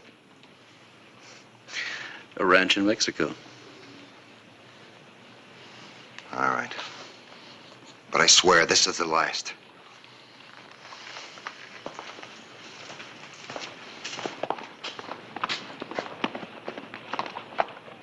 What does he want? Who? The sheriff.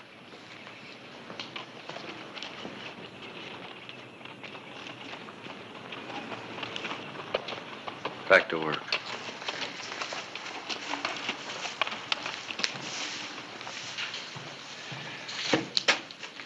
Mr. Jason. Oh, Sheriff. One of your men told me you were out here in the barn. What can I do for you? Leo's trial starts tomorrow.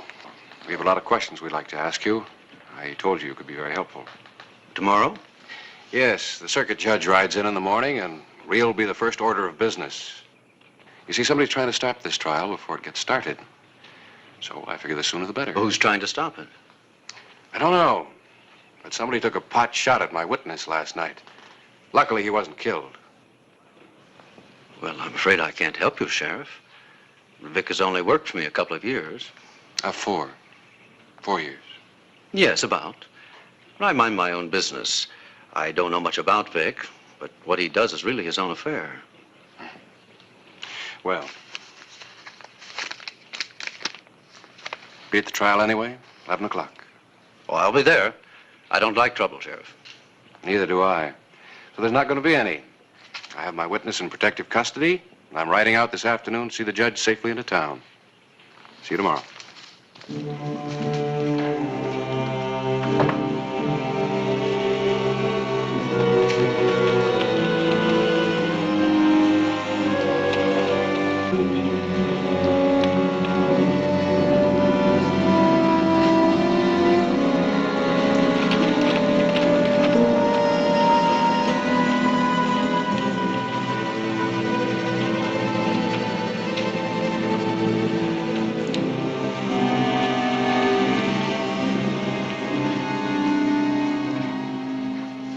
I asked Red to round you up fast for a reason. The Taylor gang has one last job to do. Wait a minute, Jason. You never told us that. Shut up and listen, Red.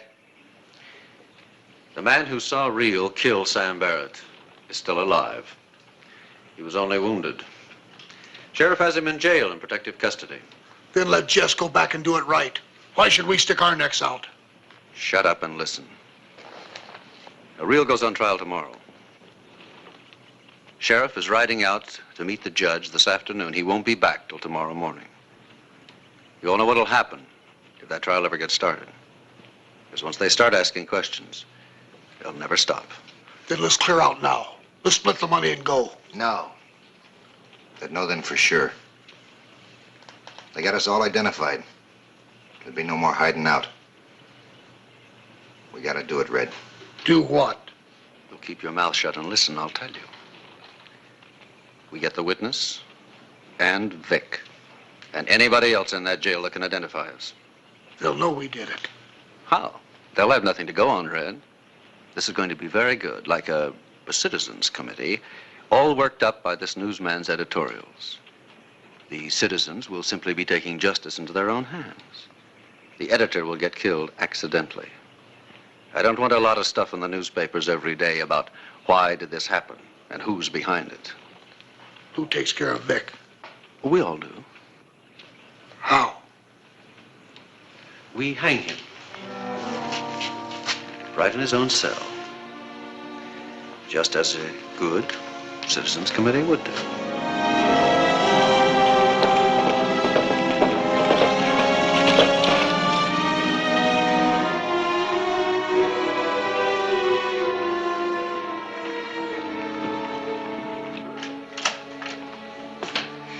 We're all set here. How about it? You still think it'll work? Oh, I sure hope so. Pete? Yeah? Come on in here a minute, will you? Harris, I'll bet my last dollar that Barrett's killing is going to uncover something real big. Yeah, Clay. I want to go over this just one more time. Now remember, the main thing is for you not to make a move until I do.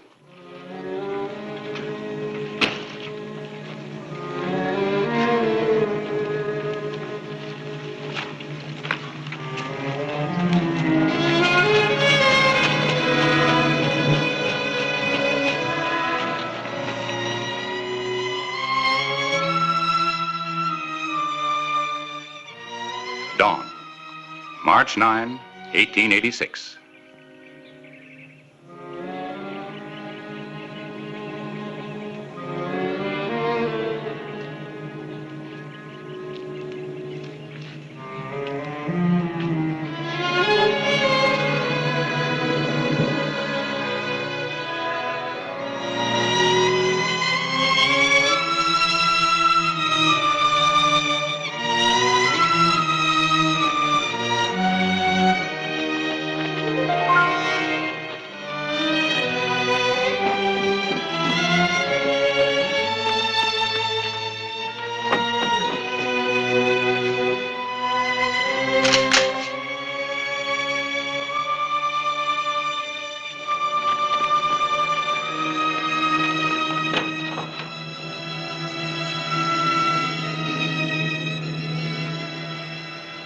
Jason! Tell your men to drop their guns. You're surrounded. I've got you in a crossfire.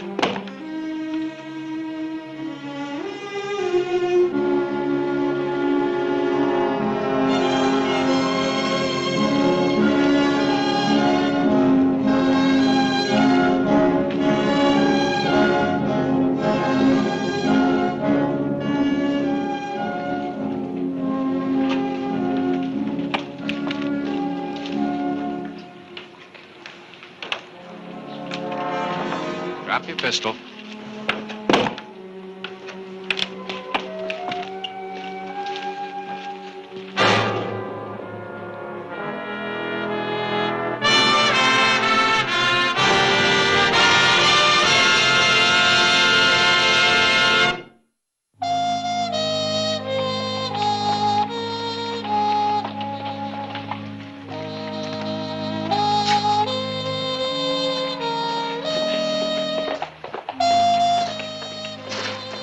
captures Taylor gang.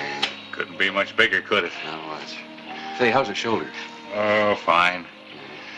You know, the Taylor gang was one of the most notorious train robbery crews in the West. And they say it was Sam Barrett's newspaper crusade that made them stop. I only wish you could have known this. Well, maybe he does.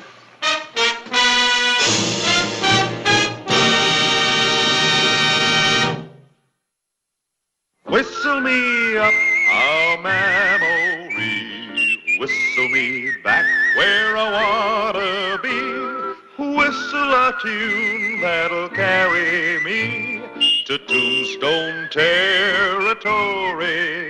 If your past has run afoul of the law, it's a handy place to be, 'cause your future's just as good as your draw in Tombstone territory.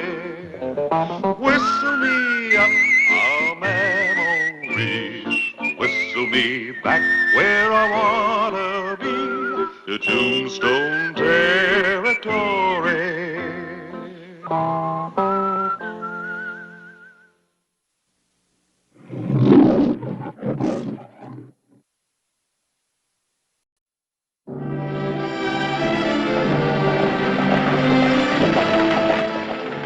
July 24, 1883. Tombstone, Arizona Territory. Harris? Quint? Clay, I'm glad you're back. There's something you ought to know. Fine, in a minute. First, I want you to meet somebody.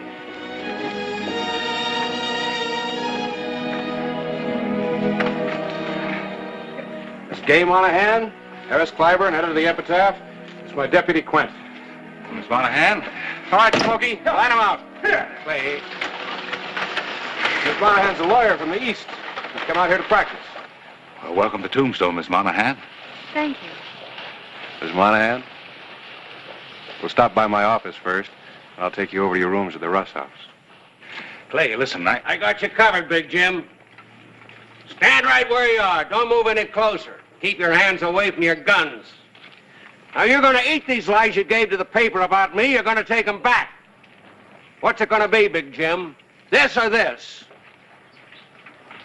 It's going to be either one. Are you on his side, too? I'm not on anybody's side. That includes your side, too, mister. Now, you stay out of this, Clay. I'm warning you. I want to see you down at the office. Harris? Come on.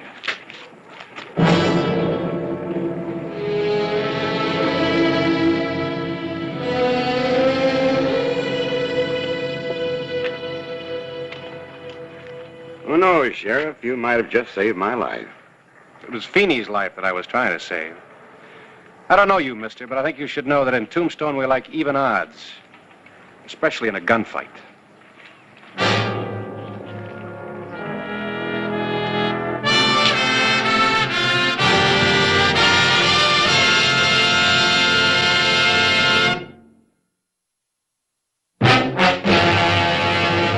An actual account from the pages of my newspaper, the Tombstone Epitaph. This is the way it happened, in the town too tough to die. Tombstone Territory.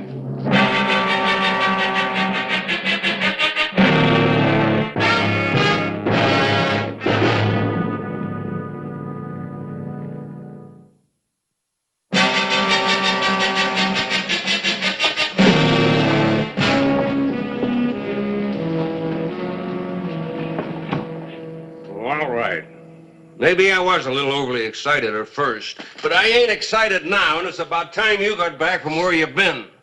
I want you to arrest Clyburn here and Big Jim Gerson for printing them lies about me. Feeney, I was quoting Gerson. That's my duty as a newspaper man. That doesn't mean I hold with his views. Well, listen to this. Big Jim Gerson, president and principal stockholder of the Congress Mine, has dispensed with the services of Feeney Spindler, mine superintendent, since the strike was made 3 years ago. Gerson returned for the first time in 2 years from the east, where he's been making his home, to investigate an alleged slump in the ore output from the Congress. No charges will be brought to bear. What, that's the same thing as calling me a thief. Possibly slander and libel. What was that? Nothing. Just thinking out loud. Besides, there ain't been no slump in the output from the Congress. I ought to know. I've been there myself all the time. You know, Feeney, what you need's a lawyer, not a sheriff. Miss Monahan here just happens to be one. One what? A lawyer. You mean she's a female lawyer? If your statements are factual, Mr. Spindler, I would suggest you're serving Mr. Gerson immediately with a writ, ordering a cease mining operation until you can arrange for a hearing before the board of directors of the mine. You would? Yes. And mind you, I'm speaking as a registered member of the Vermont Bar. Bar? The Lawyers Association. And one of the finest in the country. Why don't you leave it that way? Sir? I guess most men like girls with curls. Well, I am not interested in what most men like, Mr. Clybourne. I adhere strictly to the rule, never mix business with pleasure. If you're interested in retaining me, Mr. Spindler, the writ will be ready first thing in the morning. Well, I don't know. I ain't never seen a lawyer before who didn't wear pants. I mean, Your meaning is quite clear. All right. It's a deal. You're hired. Fine. Sheriff, Ma'am? if you will bring a witness, preferably someone not associated with the law, you can call for the writ in the morning. Yes, ma'am. Good day, gentlemen. I ain't never caught much of women myself. That's why I never got married. It occurs to me that a bachelor misses something. Well, take a look at that, would you? You know where that ice wagon's been? Up to the Congress, that's where. After returning from 2 years in the East, Mr. Gerson has to have his ice every day. Yes, sir. Gerson has a private supply of ice stored in the ice house for his own use exclusively. That ice house is practically overflowing with it. Ice. Grown man like Big Jim Gerson taking his drinks mixed with ice in them. It's downright improper.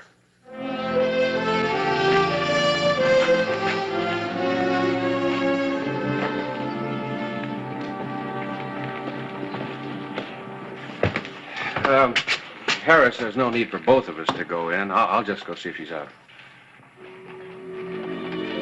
Well, Miss Monahan is up. I'll just wait here and watch and listen. Uh-huh. Morning. Why, I must look a sight. It took longer than I planned. Almost all night, in fact. Oh, you'll have to have this court approved. Just any presiding signature will do. Any presiding signature? Yes. Oh, I mean a judge. Just any presiding judge. Sheriff? Is there something the matter? No, nothing I can think of, ma'am. It's just your hair. I kind of like it this way.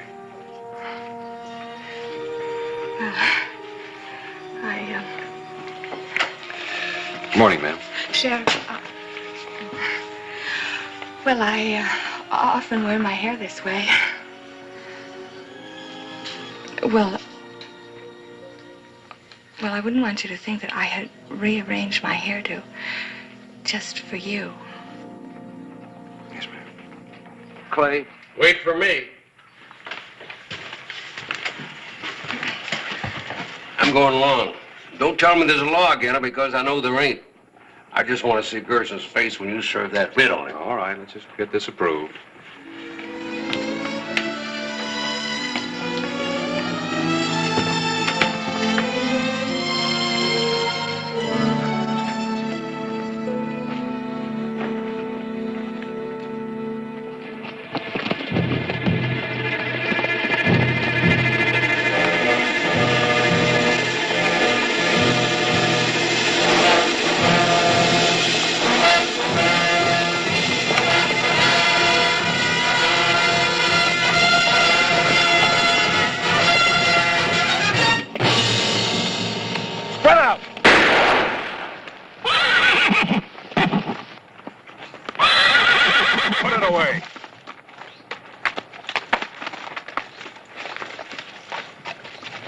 Clay Hollister, you make me sick. Why don't you let me shoot? Mostly because you're a bad shot.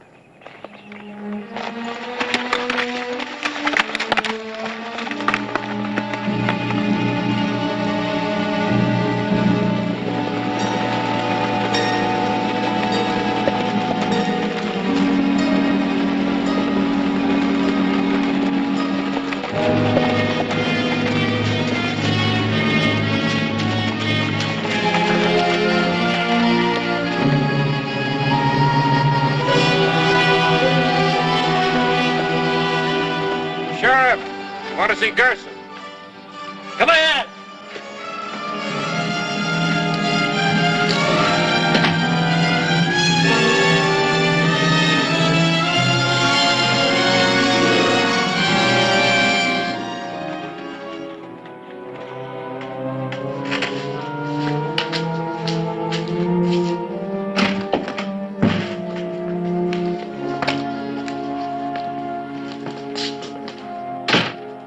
Sorry, Sheriff. Just a morning shot. Didn't know it was you. Not much you didn't know it was us. I'd like to see you flat instead of upright right now. Yeah. There's going to be no trouble. I told you that before. And the first person who starts it'll answer to me. Bravo, Sheriff. Spoken like a man of conviction.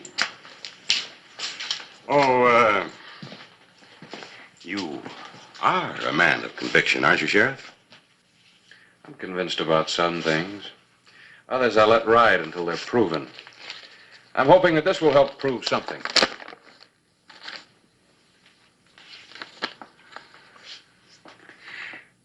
Feeney, you're stale. Not old, just stagnant. Why, you haven't grown with an idea since I first met you. As far as I'm concerned, you or any other man without growth might just as well be dead. Well, I'll show you how dead I am. No. Harris.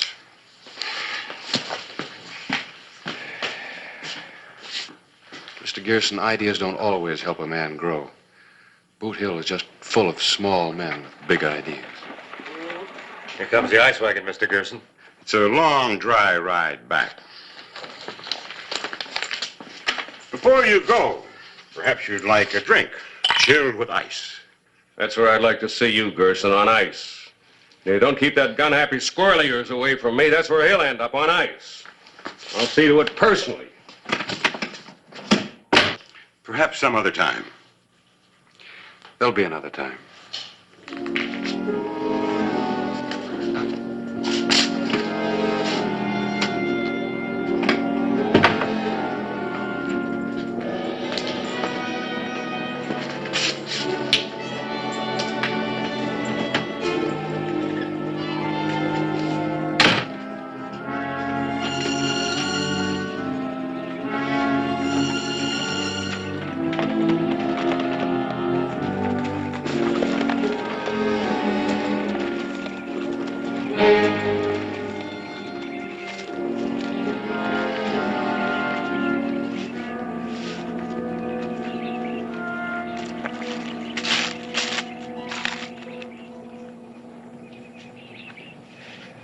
Looks like maybe Newton was wrong.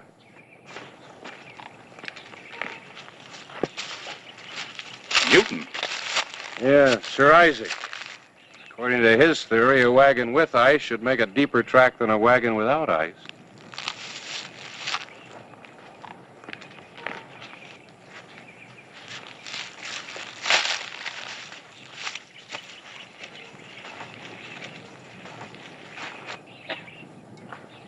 These tracks leading out are deeper. Maybe Newton knew what he was talking about.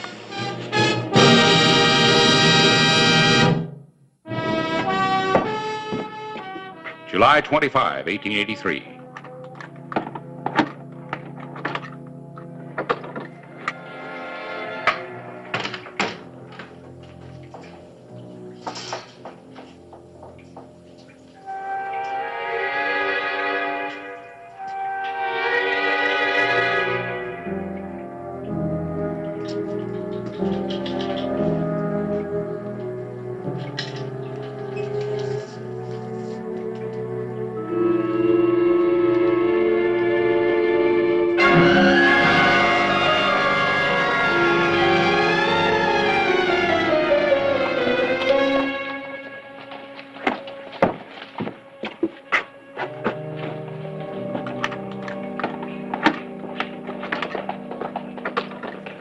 Shall I send for Mr. Gerson? I already have. Come on, come on. I can't get in with you standing in front of it.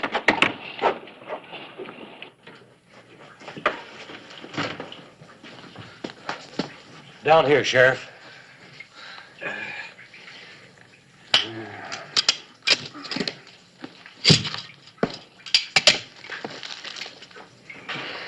Yeah, he's frozen to death.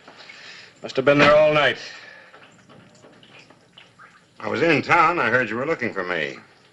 Yes, I'd like you to make an identification.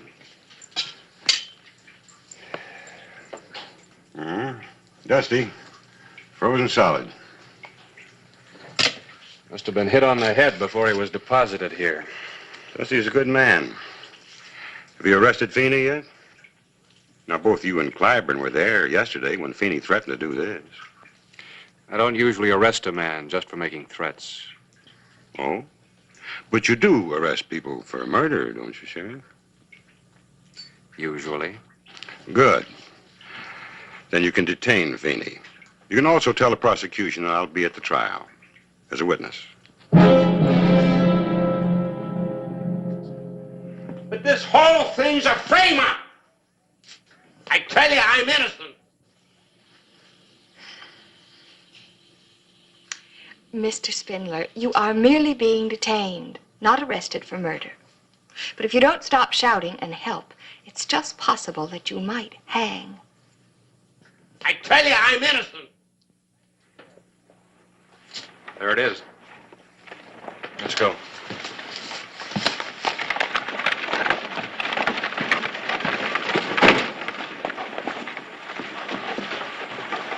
Bird! Come on down. I'm in the line. You know, you don't look so well, boy. Why? I feel all right. Oh, well, a lot of people feel all right, and then just like that, they're gone. But you needs a little rest. We're going to see that you get it.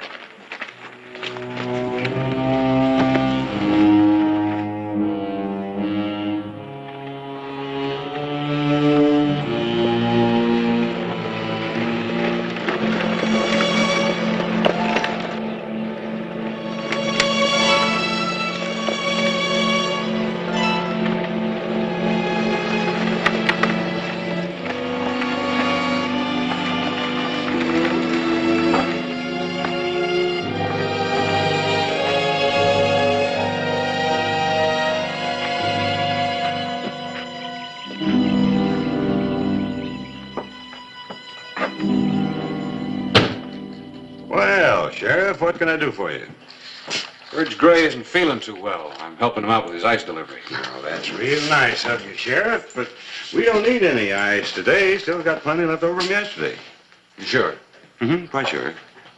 Well, then maybe you'd like something delivered back to town? No, nothing, thanks.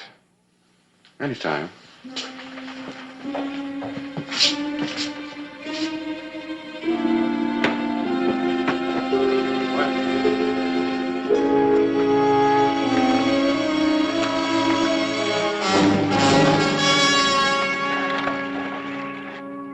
What do you think?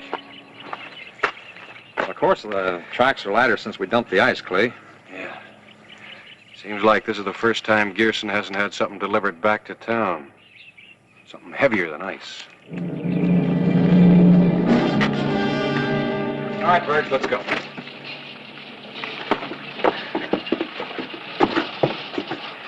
Come on, open it up.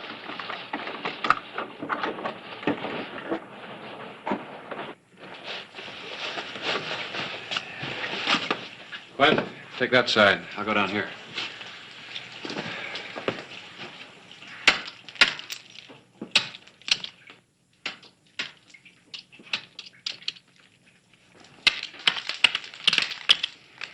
You won't find anything in here, Sheriff.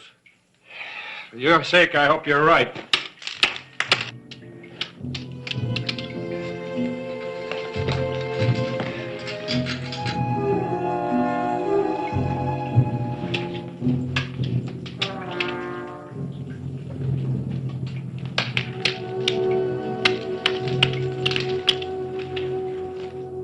Don't anybody go for guns, or you'll die a little sooner. Let me see your back.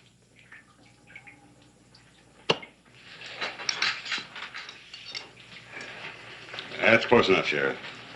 Drop your gun, Bill.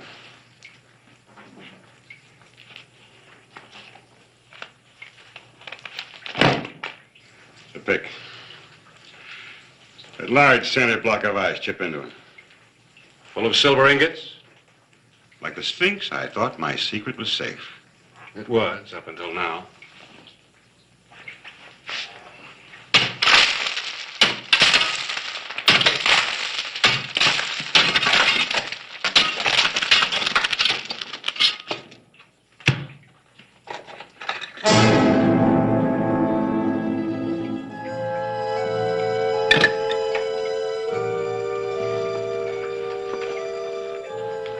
More over here, Clay.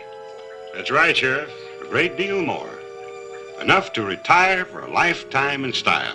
2 lifetimes, matter of fact. You see, I'm meeting a very charming lady in Mexico.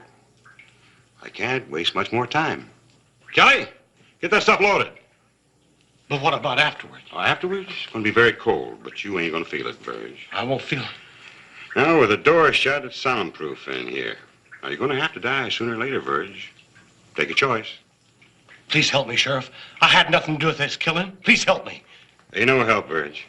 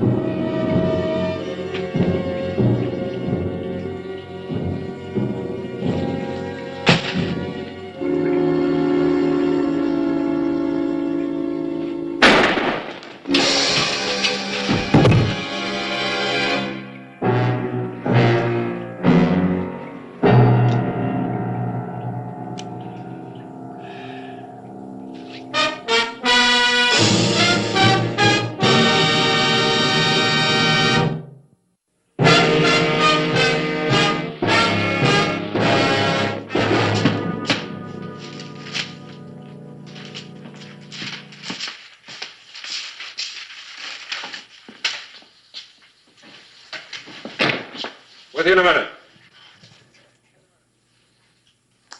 Well? Well. You mean to say that you've had that in your trunk all the time? You see, I thought it was important for me to prove myself as a lawyer. But I've discovered it's equally as important to prove myself as a woman. Care for a postgraduate course? Maybe. If I have time. Time? Yes. A friend of mine is arriving. Pemberton Brockway III. He's from home. Army? No. Military school. The uniforms are exciting, aren't they? You give up awfully easy. Give up? I'm just wondering where I could get a uniform. Some people don't need them.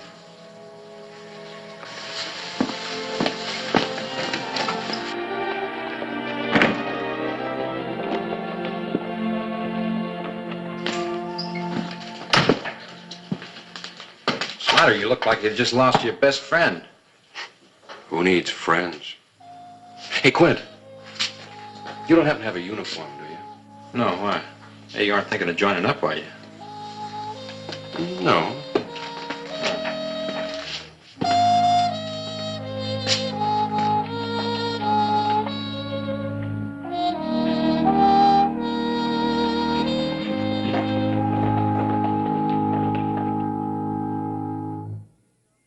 Whistle me up a memory, whistle me back where I wanna be, whistle a tune that'll carry me to Tombstone territory. If your past has run afoul of the law, it's a handy place to be, 'cause your future's just as good as your draw in Tombstone territory. Whistle me up a memory, whistle me back where I wanna be, to Tombstone territory.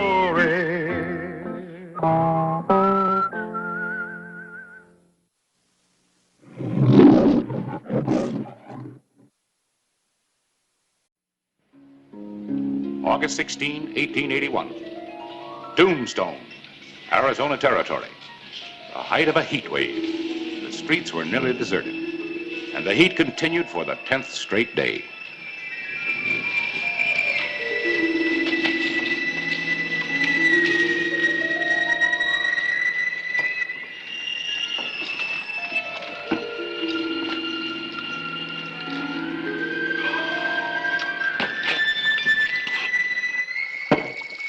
Oh, boy. I wonder when this is ever going to let up. Hades can't be much hotter. Well, we're not alone. 105 degrees in New York, and for New York, that's hot. 103 degrees in Kansas City, 109 in Houston, the same in El Paso. Can't you fellas think of anything else to write about? Sure. President Grover Cleveland has instructed Secretary of State Baird to invite all the nations of the Western Hemisphere to a conference to discuss common peace and prosperity. That's on page 2. Everybody wants to read about the heat. I know. It makes people feel better to know that other people are in the same kind of hot stew.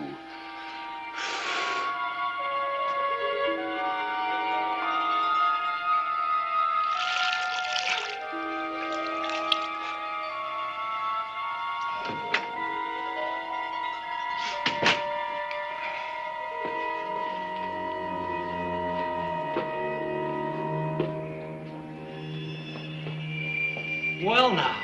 Oh, it's awfully hot for a young girl to be out walking around. What can I do for you, ma'am? Here now, are you all right?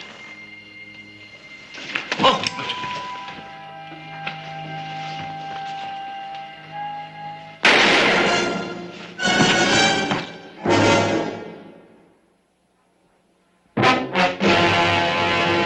An actual account from the pages of my newspaper, the Tombstone Epitaph. This is the way it happened, in the town too tough to die. Tombstone Territory.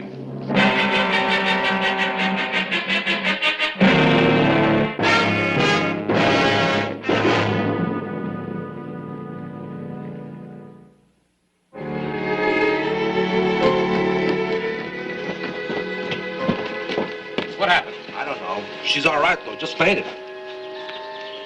You know who she is? No. You're all right, ma'am. Just take it easy. There's a man who came into the lobby there. Hurry. Please hurry. Harris, stay with her.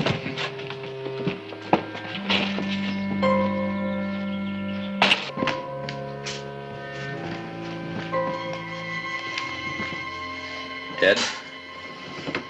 Yep.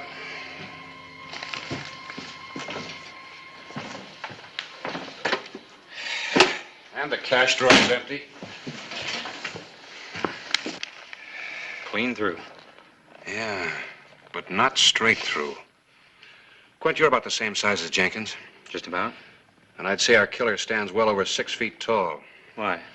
Because the bullet passed through the body on a downward angle. Well over 6 feet, huh? Mm-hmm. Only a few people in town answer that description. People get into a little trouble every now and then. Round him up. I want to see him in my office. Likely.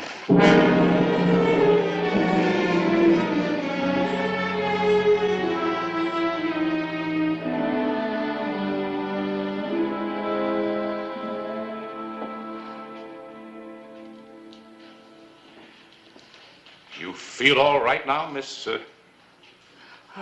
Mrs. Curtis. Yes, thank you, much better. Mrs. Curtis, your husband, is he with you? My husband died 3 months ago. I'm on my way to visit my sister Lillian in Los Angeles. But in this heat, I've been taking the journey in easy stages. And you're staying at the American Hotel? Oh, no, the Grand. Well, then you were visiting somebody at the American? Oh, no, I don't know anyone in Tombstone, Sheriff. I was just out walking. In this heat, ma'am? Well, I felt so cooped up these last few weeks in stages and hotels that I just felt like the walls were closing in on. Miss Curtis, can you tell us anything about the killing? Perhaps describe the man who fired the shot? Oh, I wish I could, Sheriff. I was just out walking and I felt faint and I walked into the American Hotel and I heard a shot and I fainted and that's all I can remember. Then you didn't see the man who fired the shot? No, I didn't see anyone but the clerk. And that was when you fainted? Oh, yes, Sheriff, I told you that. Oh, yes, ma'am, but I thought maybe you might have made a mistake. You see, we found you outside on the boardwalk in front of the hotel. Well, I must have stumbled out into the street. I don't know. I don't remember. Yes, well, thank you very much, Mrs. Curtis. We'll talk a little bit later, perhaps tonight when it's cooler. 8 o'clock in my office.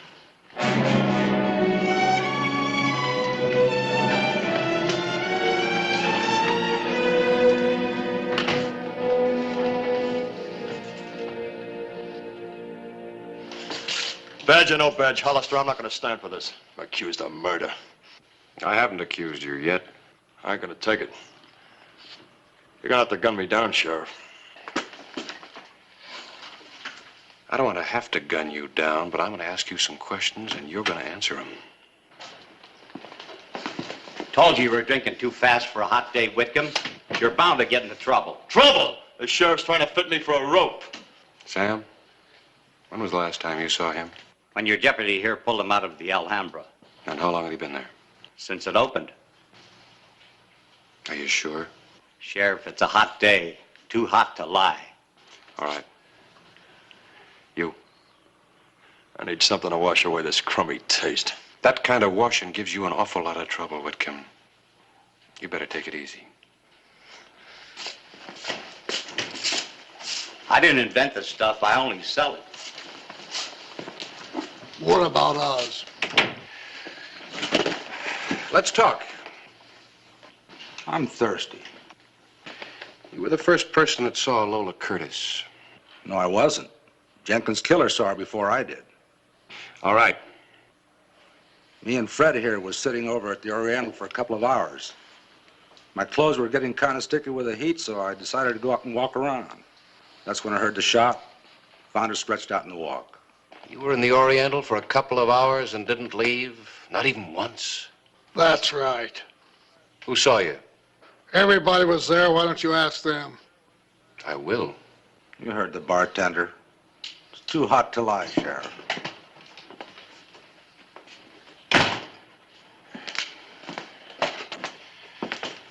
Clay, you have a minute?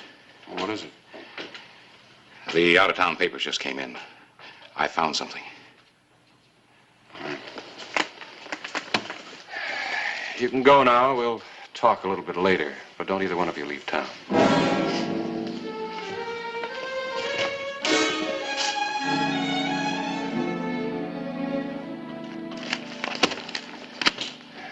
An unknown killer roaming the streets of Houston during the midday heat shot and killed the Wells Fargo office manager. Same thing in Kansas City, El Paso, and Dodge. Different locations, same crime. In some places, the killer struck more than once. And look at the dates. This killer, whoever he is headed straight for us. And now I understand he's here. Fortunately for you, I am also. Suppose you tell us about our good fortune. Metcalf is the name, Douglas Metcalf. And the business, Mr. Metcalf? The Siesta Killer is my business, Sheriff. I'm an investigator for the Great Southwestern Insurance Company. Insurance? Yes. So far, he's hit 5 of the establishments we cover. Our company stands to lose some $27,000. And I stand to lose my job also. So you see, I have quite an incentive. Yeah, so do I. Shall we pool our forces for our mutual benefit? Your credentials, please. Yeah.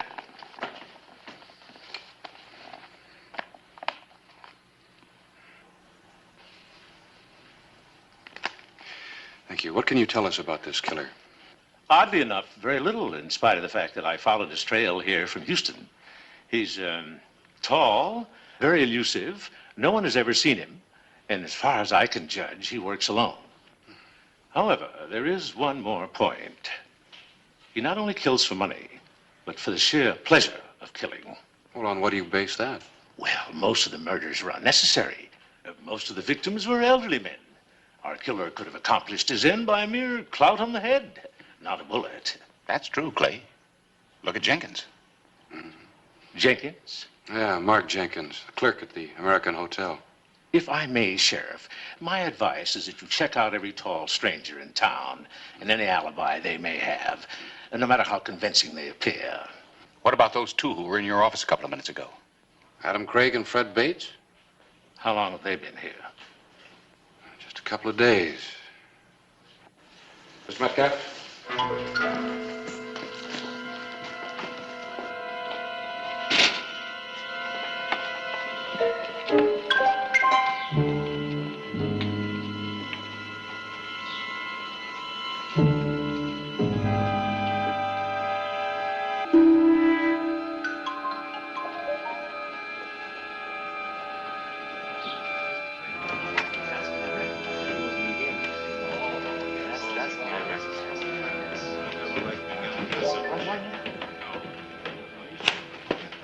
I know this man, Sheriff. At least I've seen him before.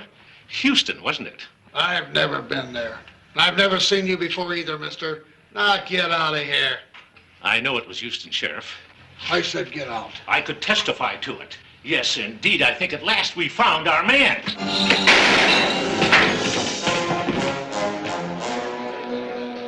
You didn't have to shoot him. I was standing right next to him. One of the rules for ripe old age is not to depend on others, not even sheriffs. When a man draws on me, I shoot first. And I might add, I think I've reached the end of my search. Well, it's too bad we never had a chance to question him. We'll never know for sure now. You, get the coroner. Now, Craig, how long have you known him? I just met him yesterday. We're staying at the same hotel. Which one? The American. Let's take a walk over to my office.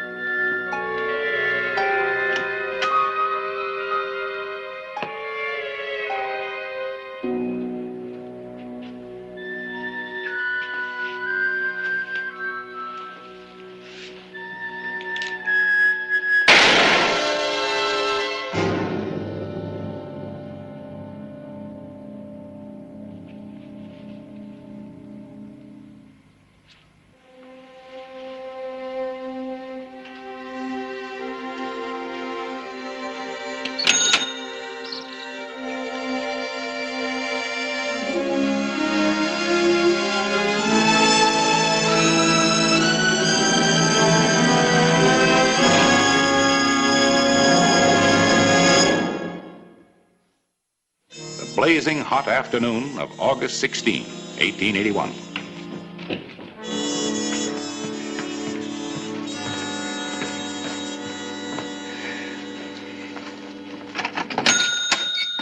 Another empty cash register.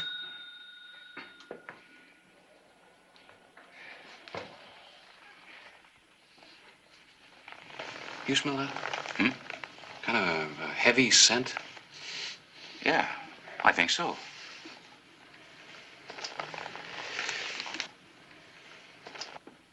Well, Bates is dead, and Craig was with us when it happened.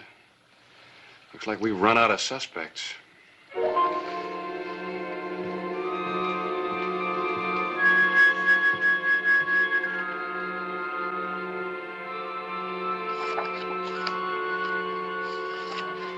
Ah, I knew I'd seen him before. Fred Bailey, wanted for bank robbery in Houston. As I told you, Sheriff, I never forget a face. Clay, I just spoke to old man Kennedy.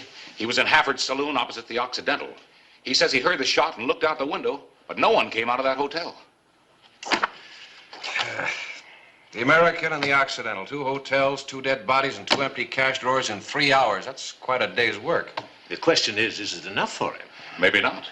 Most of the newspaper stories give him a 2-day operation. Houston, El Paso, Dodge. There's only one way we can't play it. How's that? We'll try again. Notice. 2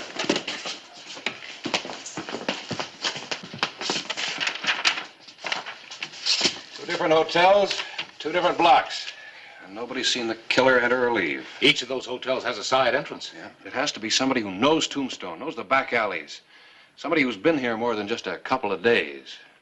Look, gentlemen, our killer is moving in a southerly direction. First the American Hotel, then the Occidental Hotel. It's my guess that he'll hit this block next, the Cosmopolitan Hotel. Has that a rear entrance? Yep.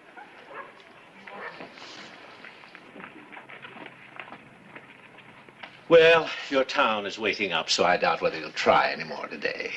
And we'll be ready for him if he tries again tomorrow. Gentlemen, let's keep this just to ourselves. Naturally. Now, if you gentlemen will excuse me, I think I'll go soak in a tub.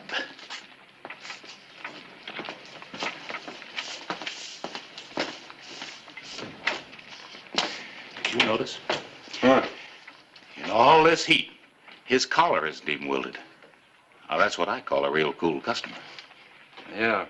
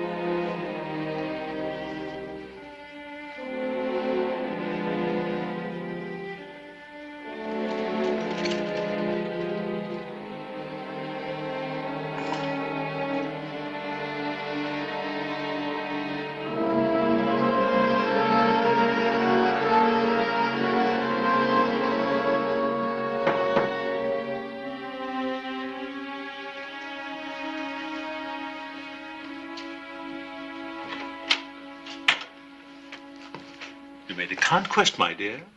The editor likes you. There's a stage leaving in the morning. Let's take it. But, Lola, dear, we haven't completed our business. Well, I'm sick of our business. I'm sick of killing tired little old men. We've had enough. Money, yes. But I get a lot more out of it. Douglas. Little Douglas. Big men patting me on the head. When they walk, they stretch their legs. I'm like a ridiculous popinjay trying to keep up with them. Mocking me, always mocking You've had revenge and pleasure. My dear, the siesta killer is a tall man. Well over 6 feet tall. No one ever thinks of a murderer as a little man or a beautiful woman. I've had enough. Well, I haven't. You've evidently forgotten our little arrangement, my dear. You wanted money, plenty of it, and I wanted... Now, I've convinced Clay Hollister that the siesta killer's next target is the Cosmopolitan. But you will beware. The Arcade Hotel. You will leave this hotel exactly at 12 o'clock, noon. And you will exit by the rear door, and you will go to the arcade through the side entrance. You will follow the usual instructions. Is that clear, my dear? Is that clear? Yes.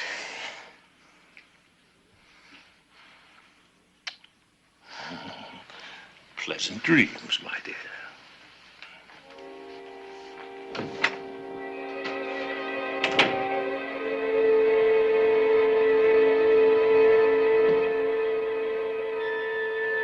The morning of August 17, 1881.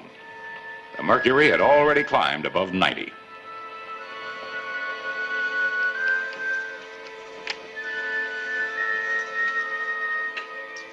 You sure you have enough deputies staked out?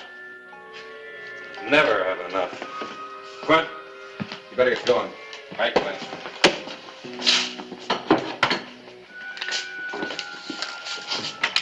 What do you think you're doing? Not enough deputies.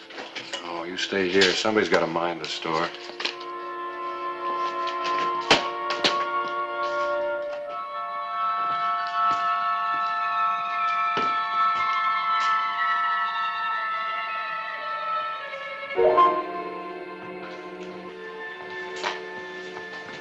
The desk clerk was most happy to have the day off. You're unarmed? Well, you said no guns. That'll do nicely for both of us. Now, from here, you can see both the front entrance and the side entrance. You know, I'm beginning to enjoy this. Jenkins didn't. Neither did Jim Patches. Well, in the large scheme of things, they're unimportant. What really matters is the capture of this diabolically clever killer, the siesta killer. He's eluded me for 2 months. But now, here we are, waiting for him. Is this the closest you've ever gotten to him? Yes. When was the last time that you crossed paths? Dodge. And what happened? I missed him by 2 days.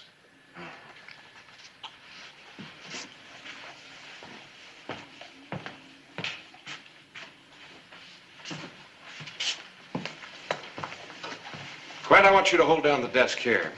Mr. Metcalf and I are going over to the arcade. The arcade? That's right. But why? Come on.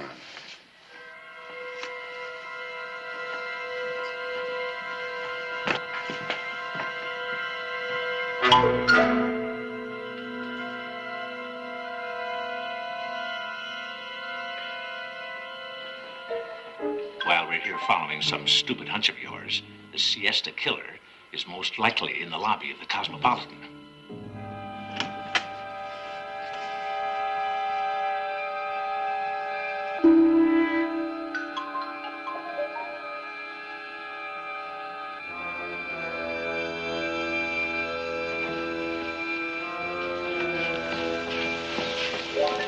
Drop the gun, Miss Curtis. You're wrong, Sheriff. Turn around slowly.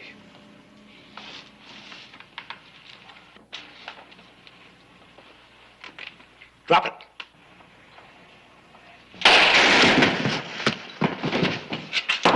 Drop your gun behind the desk.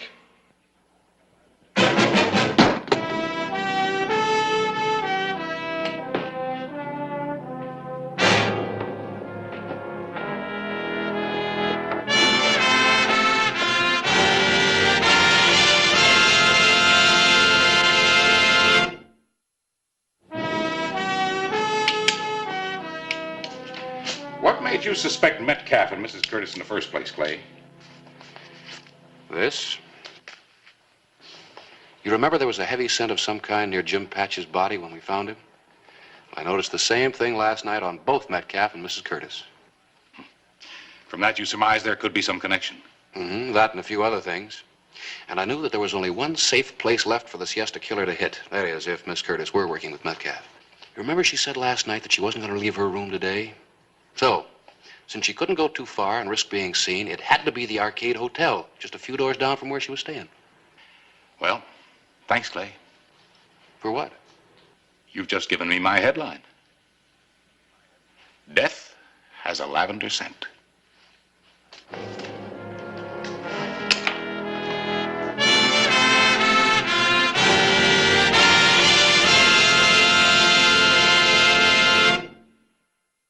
Whistle me up a memory, whistle me back where I wanna be, whistle a tune that'll carry me to Tombstone territory. If your past has run afoul of the law, it's a handy place to be. 'Cause your future's just as good as your draw in Tombstone territory. Whistle me up a memory, whistle me back where I wanna be, to Tombstone territory.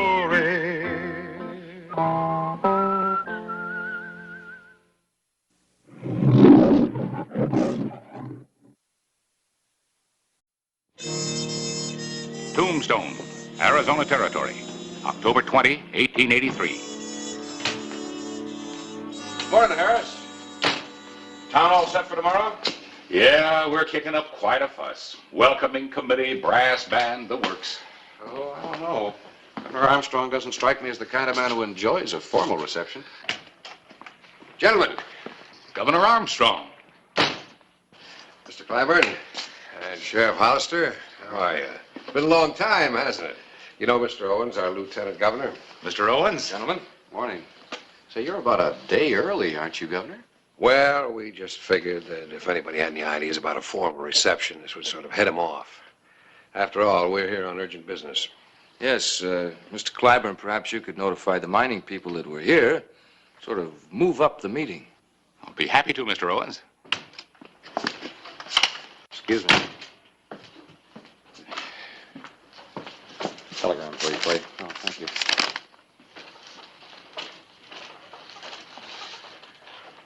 Kansas Joe Barton's been released from Yuma Penitentiary. He's due in on the noon stage. Kansas Joe. That was my last case as a judge, as I recall. And as I recall, he swore that he'd kill you, no matter how long it took. Well, if you gentlemen will excuse me, I want to make sure that Kansas Joe doesn't slip by his welcoming committee. Welcoming committee, Sheriff? Yes, sir. Me.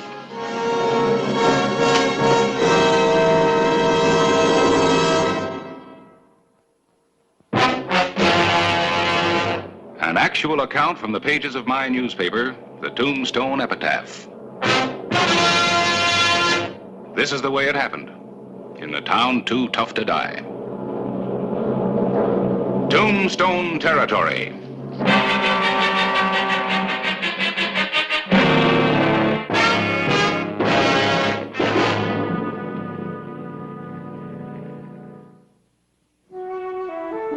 Noon the same day, October 20, 1883. The territorial governor was in Tombstone, and Kansas Joe Barton, a notorious outlaw who had sworn to kill him, was due into town on the stage from Yuma in a matter of moments.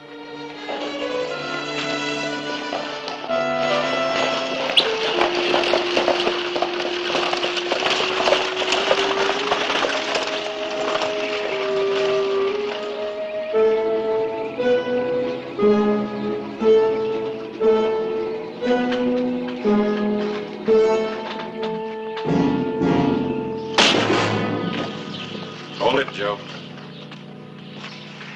What do you want, Hollister? What are you doing in Tombstone? Look, I don't have to stand still for questions no more.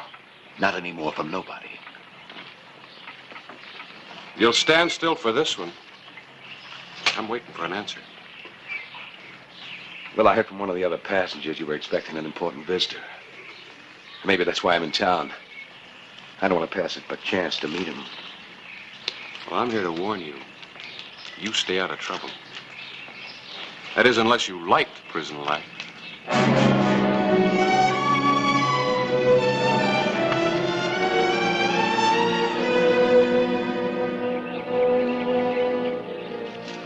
Quint, you remember Kansas Joe, what he looks like?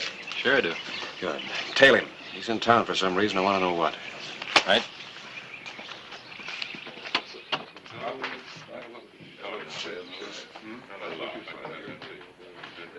You say they first struck water in the contention mine. About 20 feet below the 500-foot level. My engineers claim it's an underground lake. Everyone struck water at about the same depth. We figure we can lick it. 4 or 5 pumps in vertical series, starting at water level. How deep could you go that way? Oh, 1,000 feet, maybe more. Sounds like a costly operation. We're here for a more important reason, safety. Safety for the working men and safety for the employer. There are certain minimum standards of safety prescribed by law. Unless they're complied with, I refuse to let the men go down the shafts and work. And Governor, stock prices are dropping. Don't you think it'd be a good idea if you issued a statement, something to bolster public confidence? Yes. After all, the facts are in, and I've had time to study them. Well, good day, gentlemen. We'll talk again at the dinner tonight. Thanks for coming. Okay, Governor. Good night. Governor? Well, Sheriff, how was your little private reception? I can't say that Kansas Joe learned any lessons at Yuma. Remember that day, Governor, that you sentenced him? How he was yelling threats and pulling away from the guards to get at you? Yes, when you have hoodlums for enemies, I guess it just proves you're doing a good job. Harris, I want to thank you for letting me turn your home into a conference room, not to mention you're having us as house guests. Well, that's my pleasure, Governor. Now, I have a favor to ask of you. Certainly. I'd like an advance copy of that speech you're giving tonight. You already have it. I already have it. You're a writer, Harris. I'm counting on you for that speech, too. You know, Governor, you're getting to be as good a politician as you were a judge.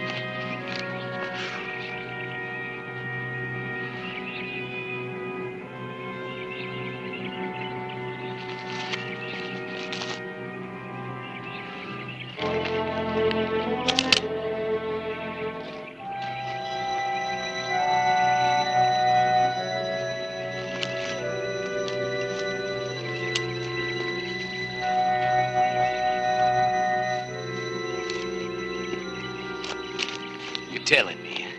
What are you doing here, Joe? Look, you don't own this land. Do you, Joe? Because if you don't, you're trespassing. I've had a belly full of you and Hollister. You tell me again and I'll gun you down. Now go on, get out of here. You must have liked Yuma, Joe. Looks like you're trying to get back there as fast as you can.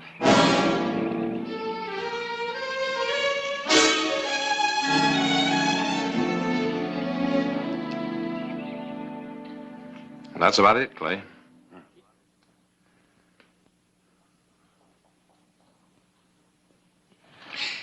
You think he's setting up some sort of ambush out there? Could be. Since Kansas Joe worked there before he decided to crack their safe, he should know the mine pretty well. Well, American number 1 is unsafe. At least for the governor. I vote we don't let him risk it at any cost.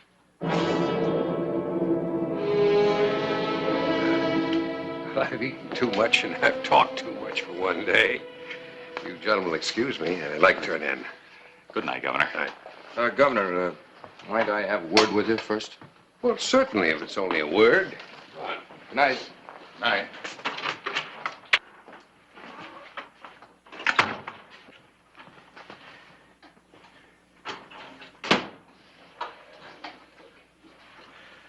All right, Owens, I'm listening. Well, sir, I just think we can assume that the new pumps American Mining will put in the mines will be safe. We'll know that when we inspect the mines tomorrow. Well, that's another thing, sir. I think it might be wise if we left the inspection of the mines up to the engineers, if I may say so. No, I'd like to check the extent of the water in that mine myself. Shareholders stand to be wiped out if you delay issuing a statement that the mines are safe. And the men who work in those mines stand to lose their lives if that machinery isn't absolutely dependable. That machinery, sir, has been tested and proved. Not yet. Not in these mines. Good night. Good night, sir.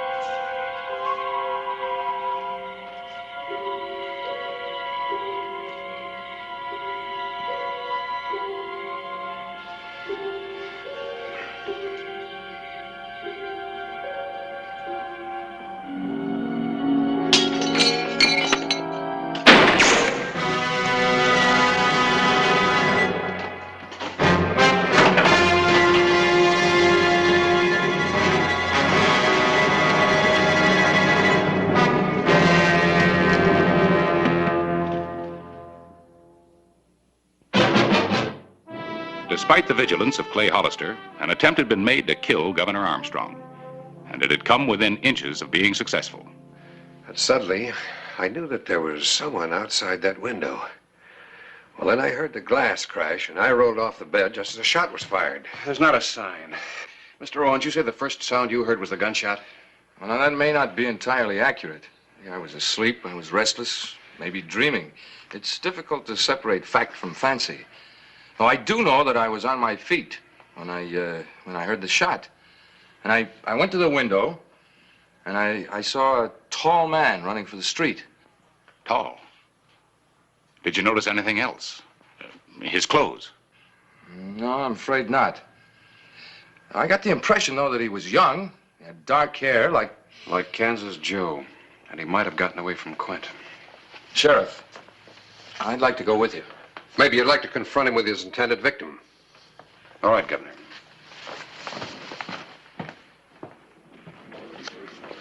What do you say, Lawman? Put up a shutter. Well, I'll call you. What do you got? Well, nothing much, really. Just a harem. 4 ladies and a 2-eyed king.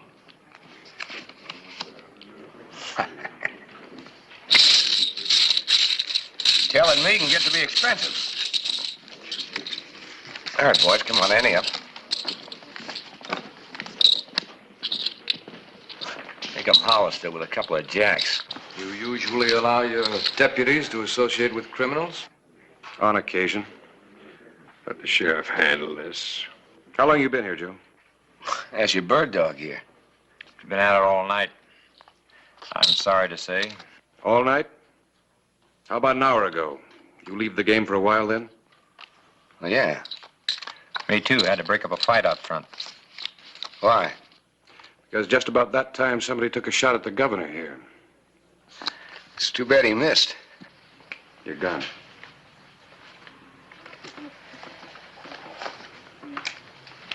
It wasn't Joe, Clay. He helped me break up that fight.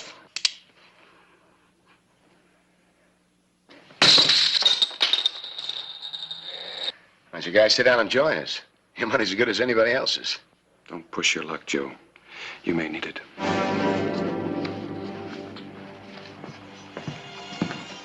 Any openers?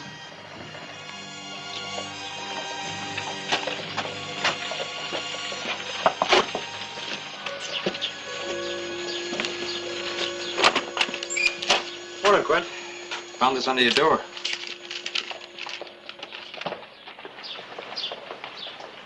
Where's Joe? At the hotel, pounding his ear.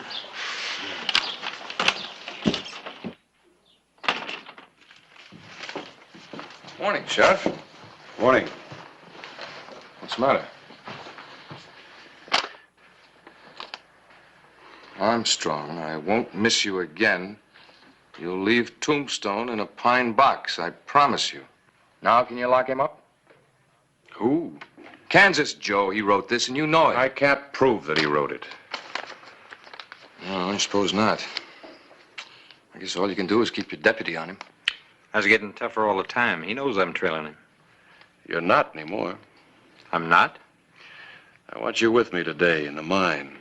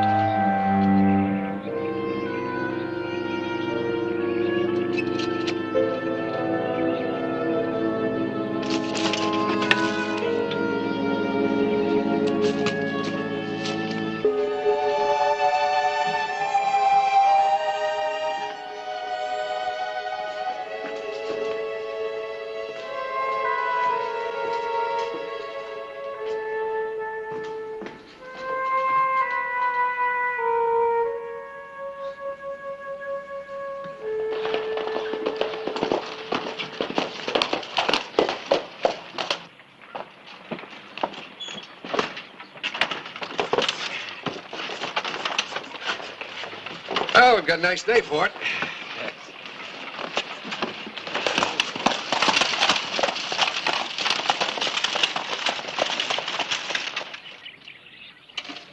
Looks like the mine people are late.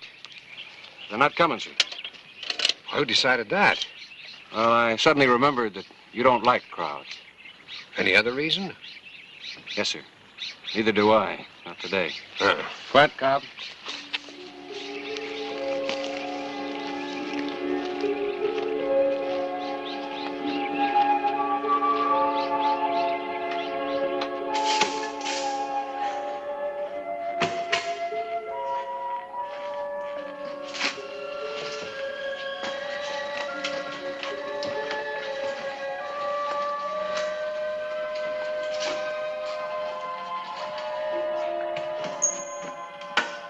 Let me have that thing.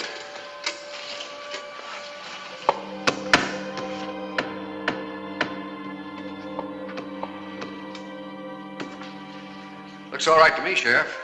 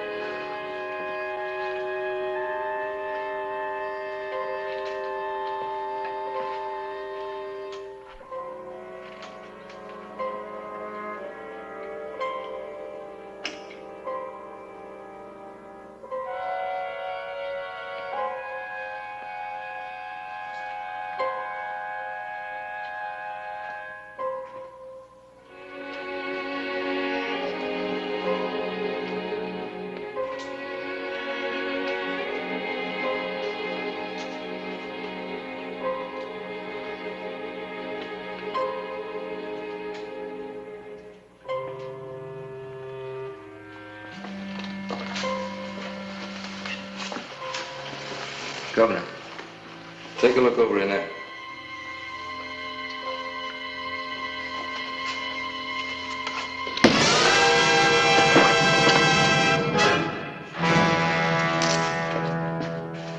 Barton, I think you just killed the governor. Were you trying to frame me for murder? Hollister! Hollister!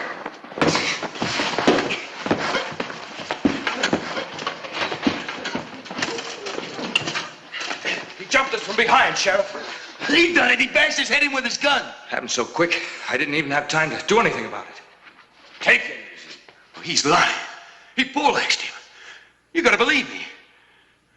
What? Take Mr. Owen's gun. My gun? You're under arrest. You mean you're going to take the word of a hoodlum in preference to mine? That's right. How is he, Harris? He's got a nasty bash on the head. His pulse is all right, though. We've got to get him to a doctor as soon as we can. Get something to carry him on. Make it quick. You're making a big mistake, Sheriff, one you'll pay for. How do you explain Barton's being here if it wasn't to kill the governor?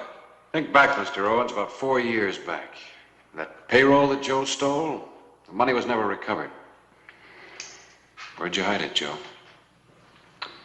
Well, a friend of mine's got it. Took it to Wichita. Then what are you doing here? Well, I was just looking around. Come on, Joe. Finish digging it up. Okay, I'll level with you, Hollister. He wasn't a friend of mine. There ain't no money. He stole it from me. Then maybe Mr. Owens is right. Maybe you did slug the governor. Yeah, that's right. I did it. Just too bad he's still alive.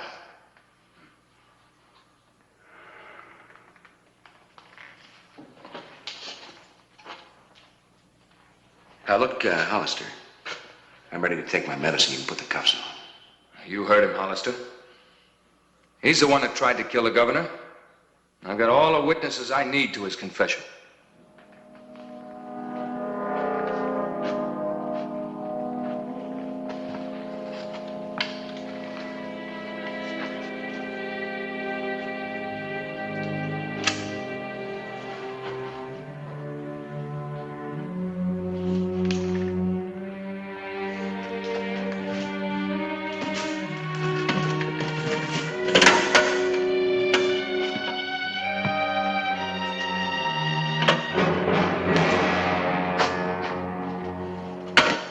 Mr. Owens, you might have got away with this if you hadn't written that note.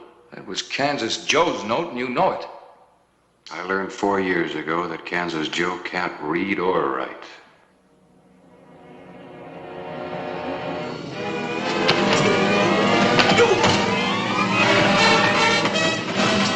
Put the cuffs on him, Quint.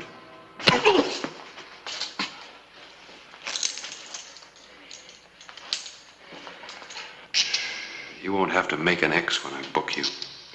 You can sign your way into prison.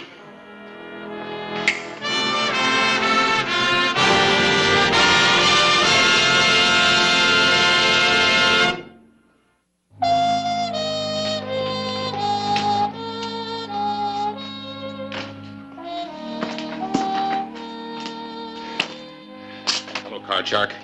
Hello, Harris. 9. I hear Owens talked. Yeah, when he found out that Armstrong was going to live, he realized he didn't have anything to lose, that he wasn't going to lose already. What was it? Strictly ambition? Oh, greed. He put all his money into mining stocks. Figured that when the governor issued the statement that the mines were safe, the stock could go sky high and he'd make a fortune. Well, then I don't get it. All he had to do was wait. No, he couldn't. He stood to lose it all. You see, he bought on margin. Hollister? I suppose you gave my money back to the mining company. That's right. I figured when I got out of prison, I'd be a rich man. Well, the mining company got the go-ahead from the governor today. If you want to get rich, why don't you buy some stock? Who, me? After what happened to Owens? I think you got a better idea how to make some money. Oh? I was wondering if you're a deputy, you might want to play me some more cards.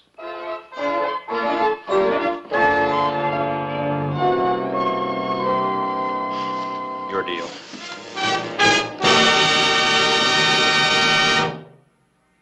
Whistle me up a memory, whistle me back where I wanna be, whistle a tune that'll carry me to Tombstone territory. If your past has run afoul of the law, it's a handy place to be. 'Cause your future's just as good as your draw in Tombstone territory. Whistle me up a memory, whistle me back where I wanna be, to Tombstone territory.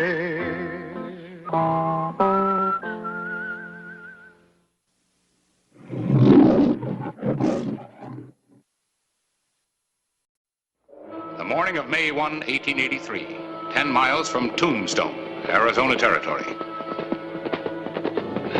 The hunter and the hunted.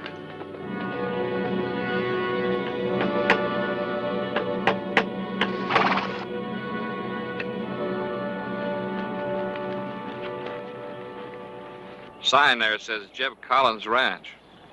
That's you? Sign says keep out. Who shot you? Nobody. I was cleaning my gun and it went off. Yeah, I'll bet. What do you want? Water for me and my horse. There's the well. Take it and get out.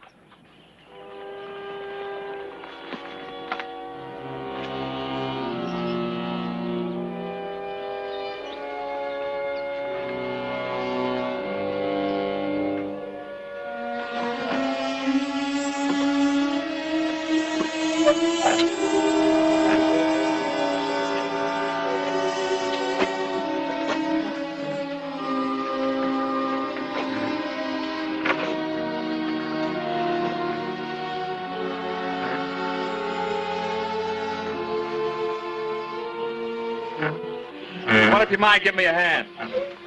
Haul your own water. Look, don't let the bad shoulder throw you. Come on over here.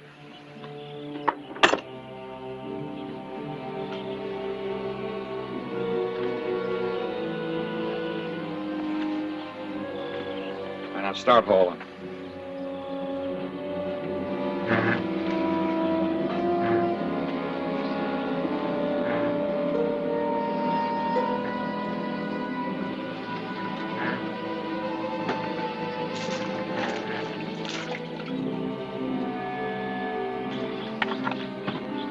You want me to feed it to you, Jackson? Oh, yeah, I know who you are. But you know what? You don't scare me. Not a bit. Unbuckle your gun belt.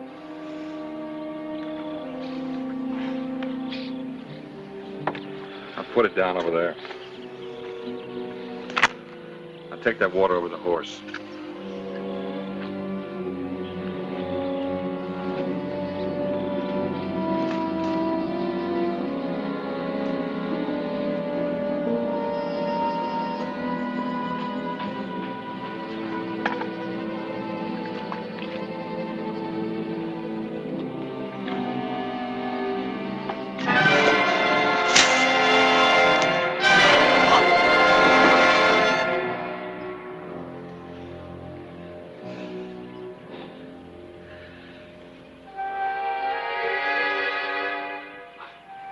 I could have killed you, old man. I guess I owe you something for the water.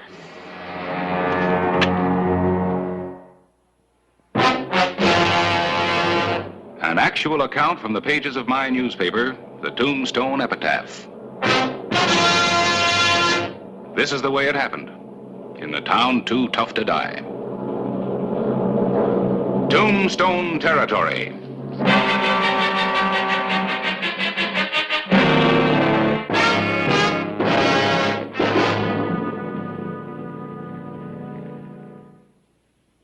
May 1, 1883. Morning. A way station south of Tombstone, Arizona Territory.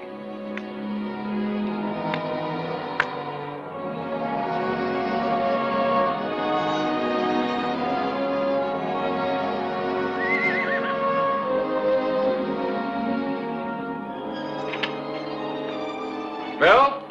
Yeah, right over here. What do you need, Clay? Food, drink, or information? What happened to you? A scorpion hit me. Yeah, it takes quite a while for that to get out of your blood. I need a horse, fast. Mine threw a shoe about a mile back. Well, take that bay with a star on it, hitched up to the corral.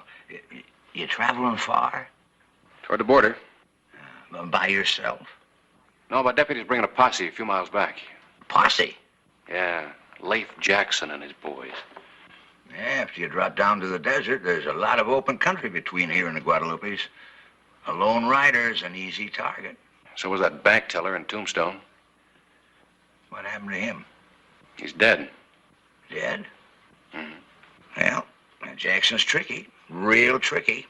He's not against shooting a man in the back. That's what you call tricky. You tell the posse. I'll tell him. Been a real big scorpion.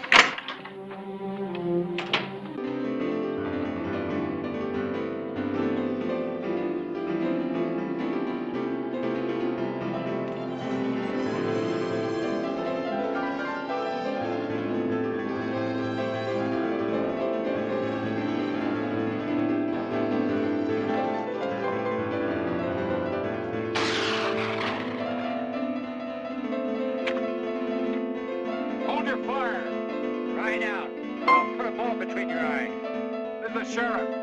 What sheriff? Hollister, Tombstone. Yeah. Stand up so I can see your star.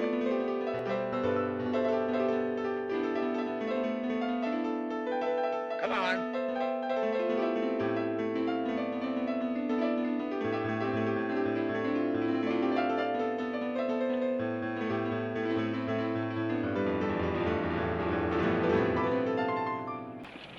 Shoot at everybody that comes riding up here? There's a sign that says keep out. There's also a law against killing people. Those weren't warning shots. No, I thought it was somebody else. Who? Jackson. Leif Jackson. I thought he'd come back. When did he leave? About an hour ago, maybe more. What direction? I don't know. He clobbered me before taking off. But you'll catch him. Well, what makes you so sure? He's wounded. Bad. His right shoulder's all shot up. All right. There should be a posse in here pretty quick. You tell them to follow me, but take it easy with the gunplay, huh? You got any objections if I water my horse and fill my canteen? He might be headed for the desert. No.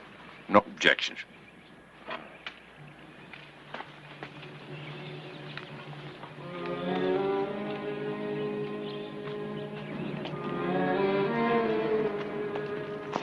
May 1, 1883. Sheriff Clay Hollister rode into the forbidding desert between Tombstone and Mexico in pursuit of Leif Jackson, notorious killer.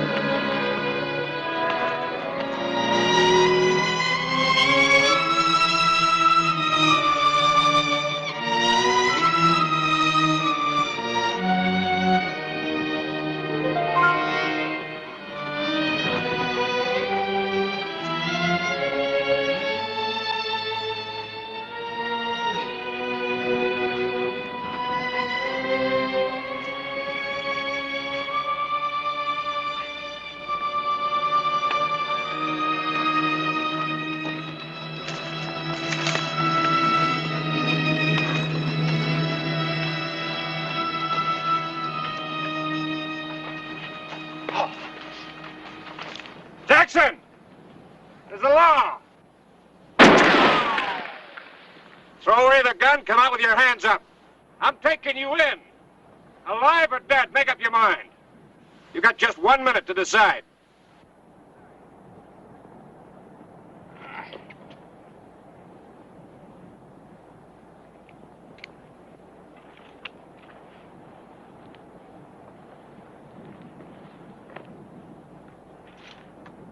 "30 seconds.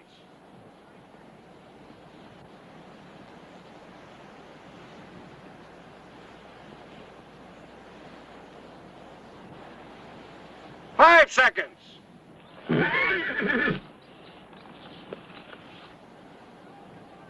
All right, hold your fire, Sheriff. I'm coming out. Throw away the gun.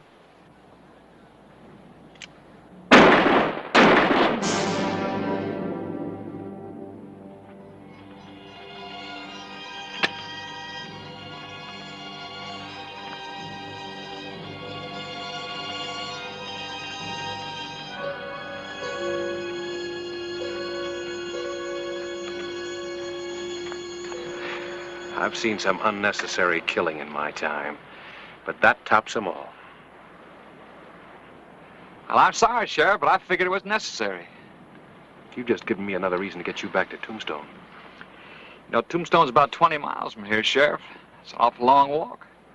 Your blisters will match mine. And from the look of you, I'm in better shape to walk it than you are. Now, don't be too sure, lawman. You know, that money bag's going to save me from making that trip. Oh, is that why you killed the horses? Give your boys a chance to catch up with you? Yep.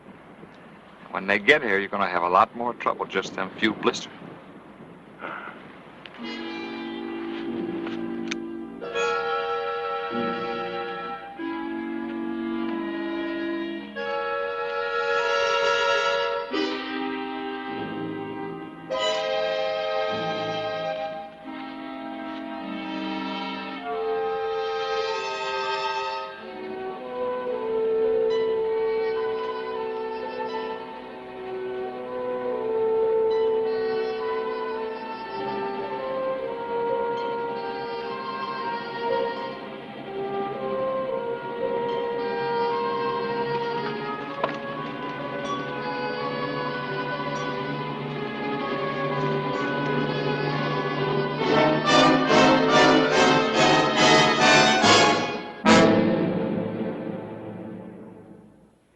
The afternoon of May 1, 1883. Clay Hollister had succeeded in taking Leif Jackson prisoner, but the desert was still his enemy. Take a break. Don't stop on my account. Even the Army gives a man 10 minutes every hour.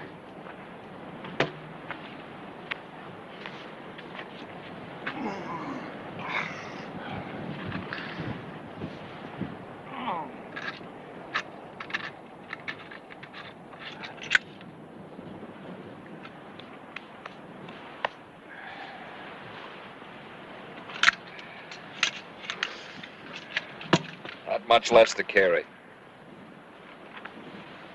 Let's take a look at that shoulder. Leave it alone.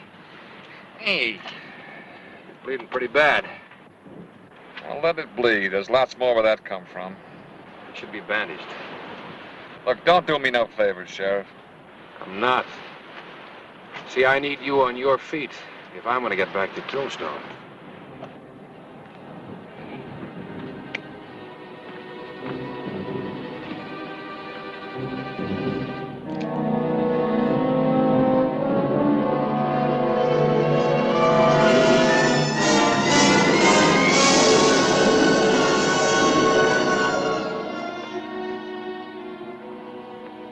Take your shirt off.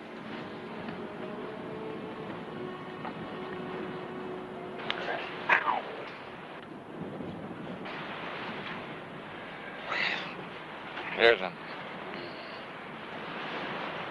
Easy, easy. Hold it.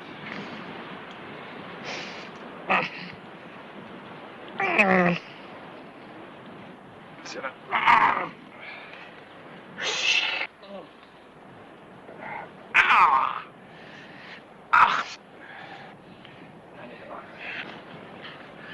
What's the point of all this? I want to keep you healthy till you hang. I'm gonna tell you something you ain't gonna believe, Hollister.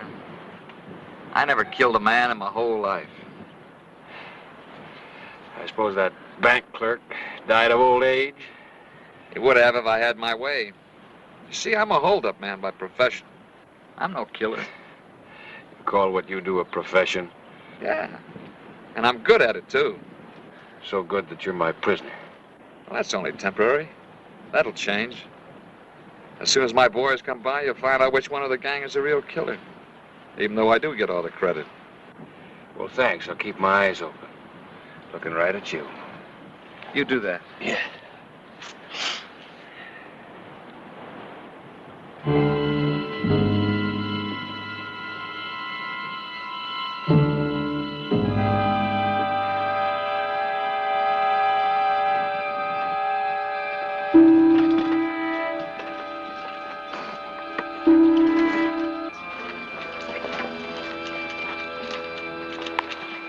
Well, I've been expecting you boys.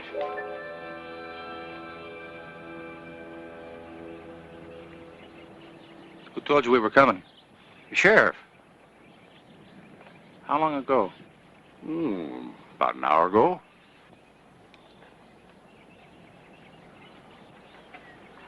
You're a mighty small posse. Who said anything about a posse?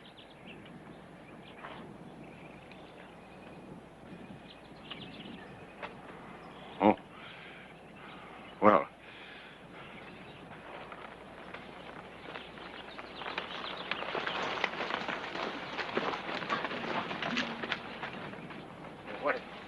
What do you want from me? What'd the sheriff want here? Water. What else? Nothing. Nothing else. We asked you a question, mister. Well, I answered. But we don't like the answer. It's like I told you. He asked for water. That's all. Jackson was here, wasn't he? No. Now, you told the sheriff about him. No, I didn't. Now you just can't wait to tell the posse about us, can you? No, I mind my own business. I don't care about Jackson or the sheriff or the posse. Welch. No, look, it's like I've been telling you.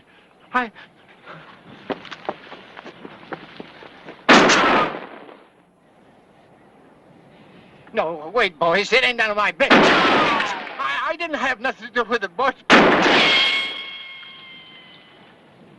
Now, wait. I didn't. Please.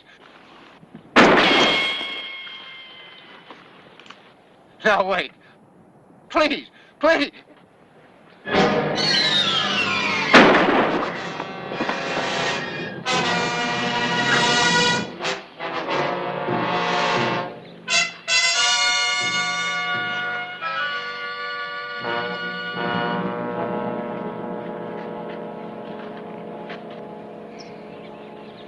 Well, now I'm in the mood to get me a sheriff. I knew something would go wrong. The rest of you wouldn't listen. What are you talking about? The money. Jackson's got it all, every cent. We should have split it up back there. Well, we're going to split it with a posse breeding down on next. We had to separate meat later. Maybe Leif will show up with the money. That is, if he isn't on his way to Mexico with it. There's one thing, Cushman. If he has run out and is on his way to Mexico, I take care of him, understand?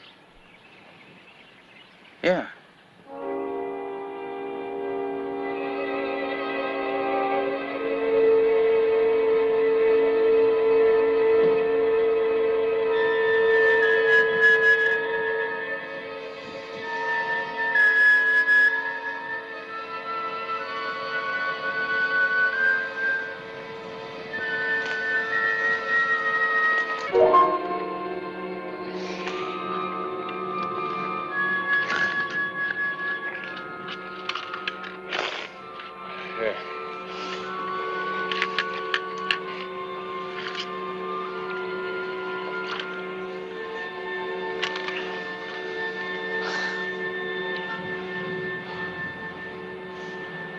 I don't understand you, Hollister.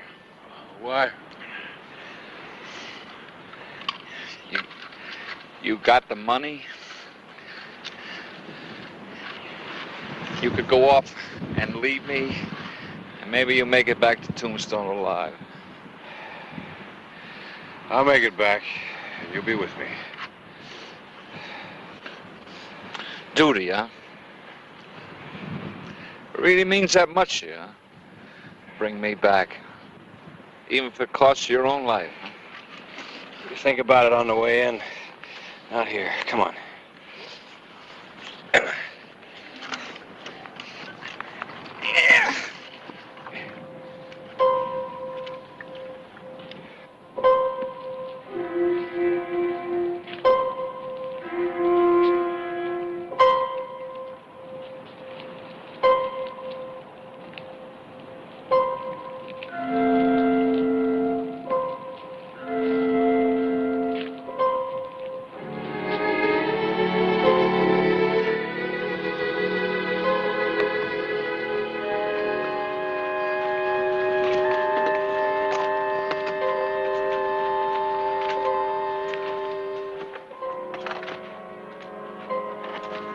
Lucky.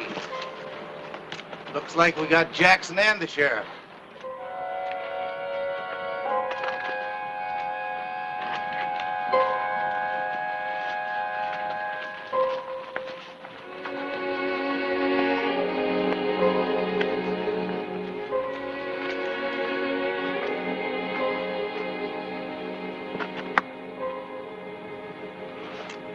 Circle around behind him. We'll cover you from here. All right.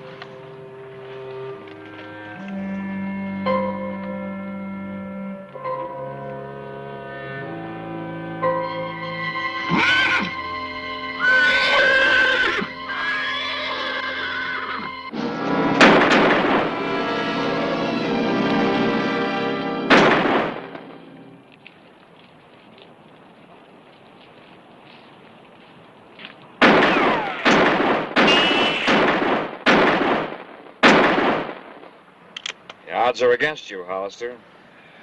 Odds are against you from the day that you become a sheriff.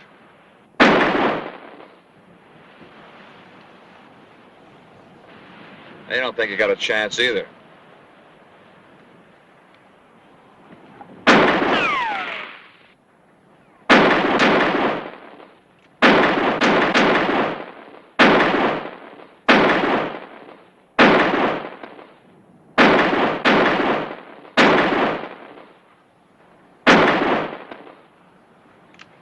Drop it, Hollister.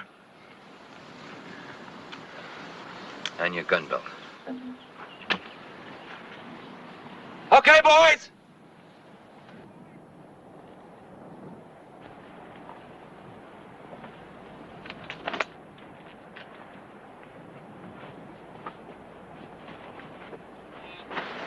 Looks like you got hit, huh, Jackson? Yeah. Give me the satchel. Come on, toss it over.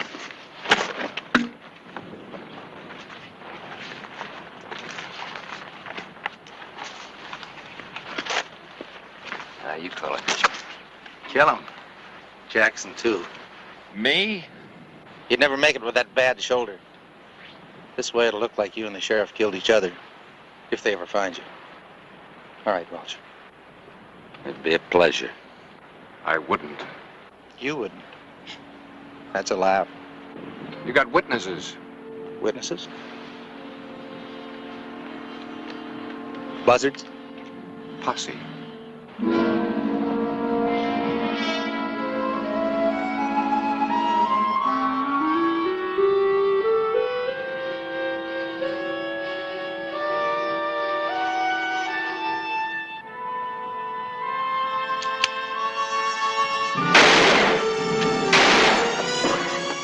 Don't.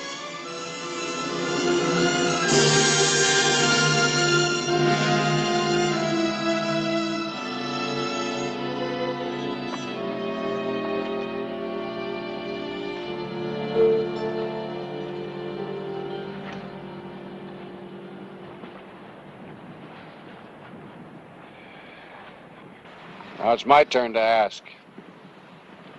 Why? Rather than to be killed, I'd rather be tried for being a robber. That is my profession. I believe you. Now it's up to the jury.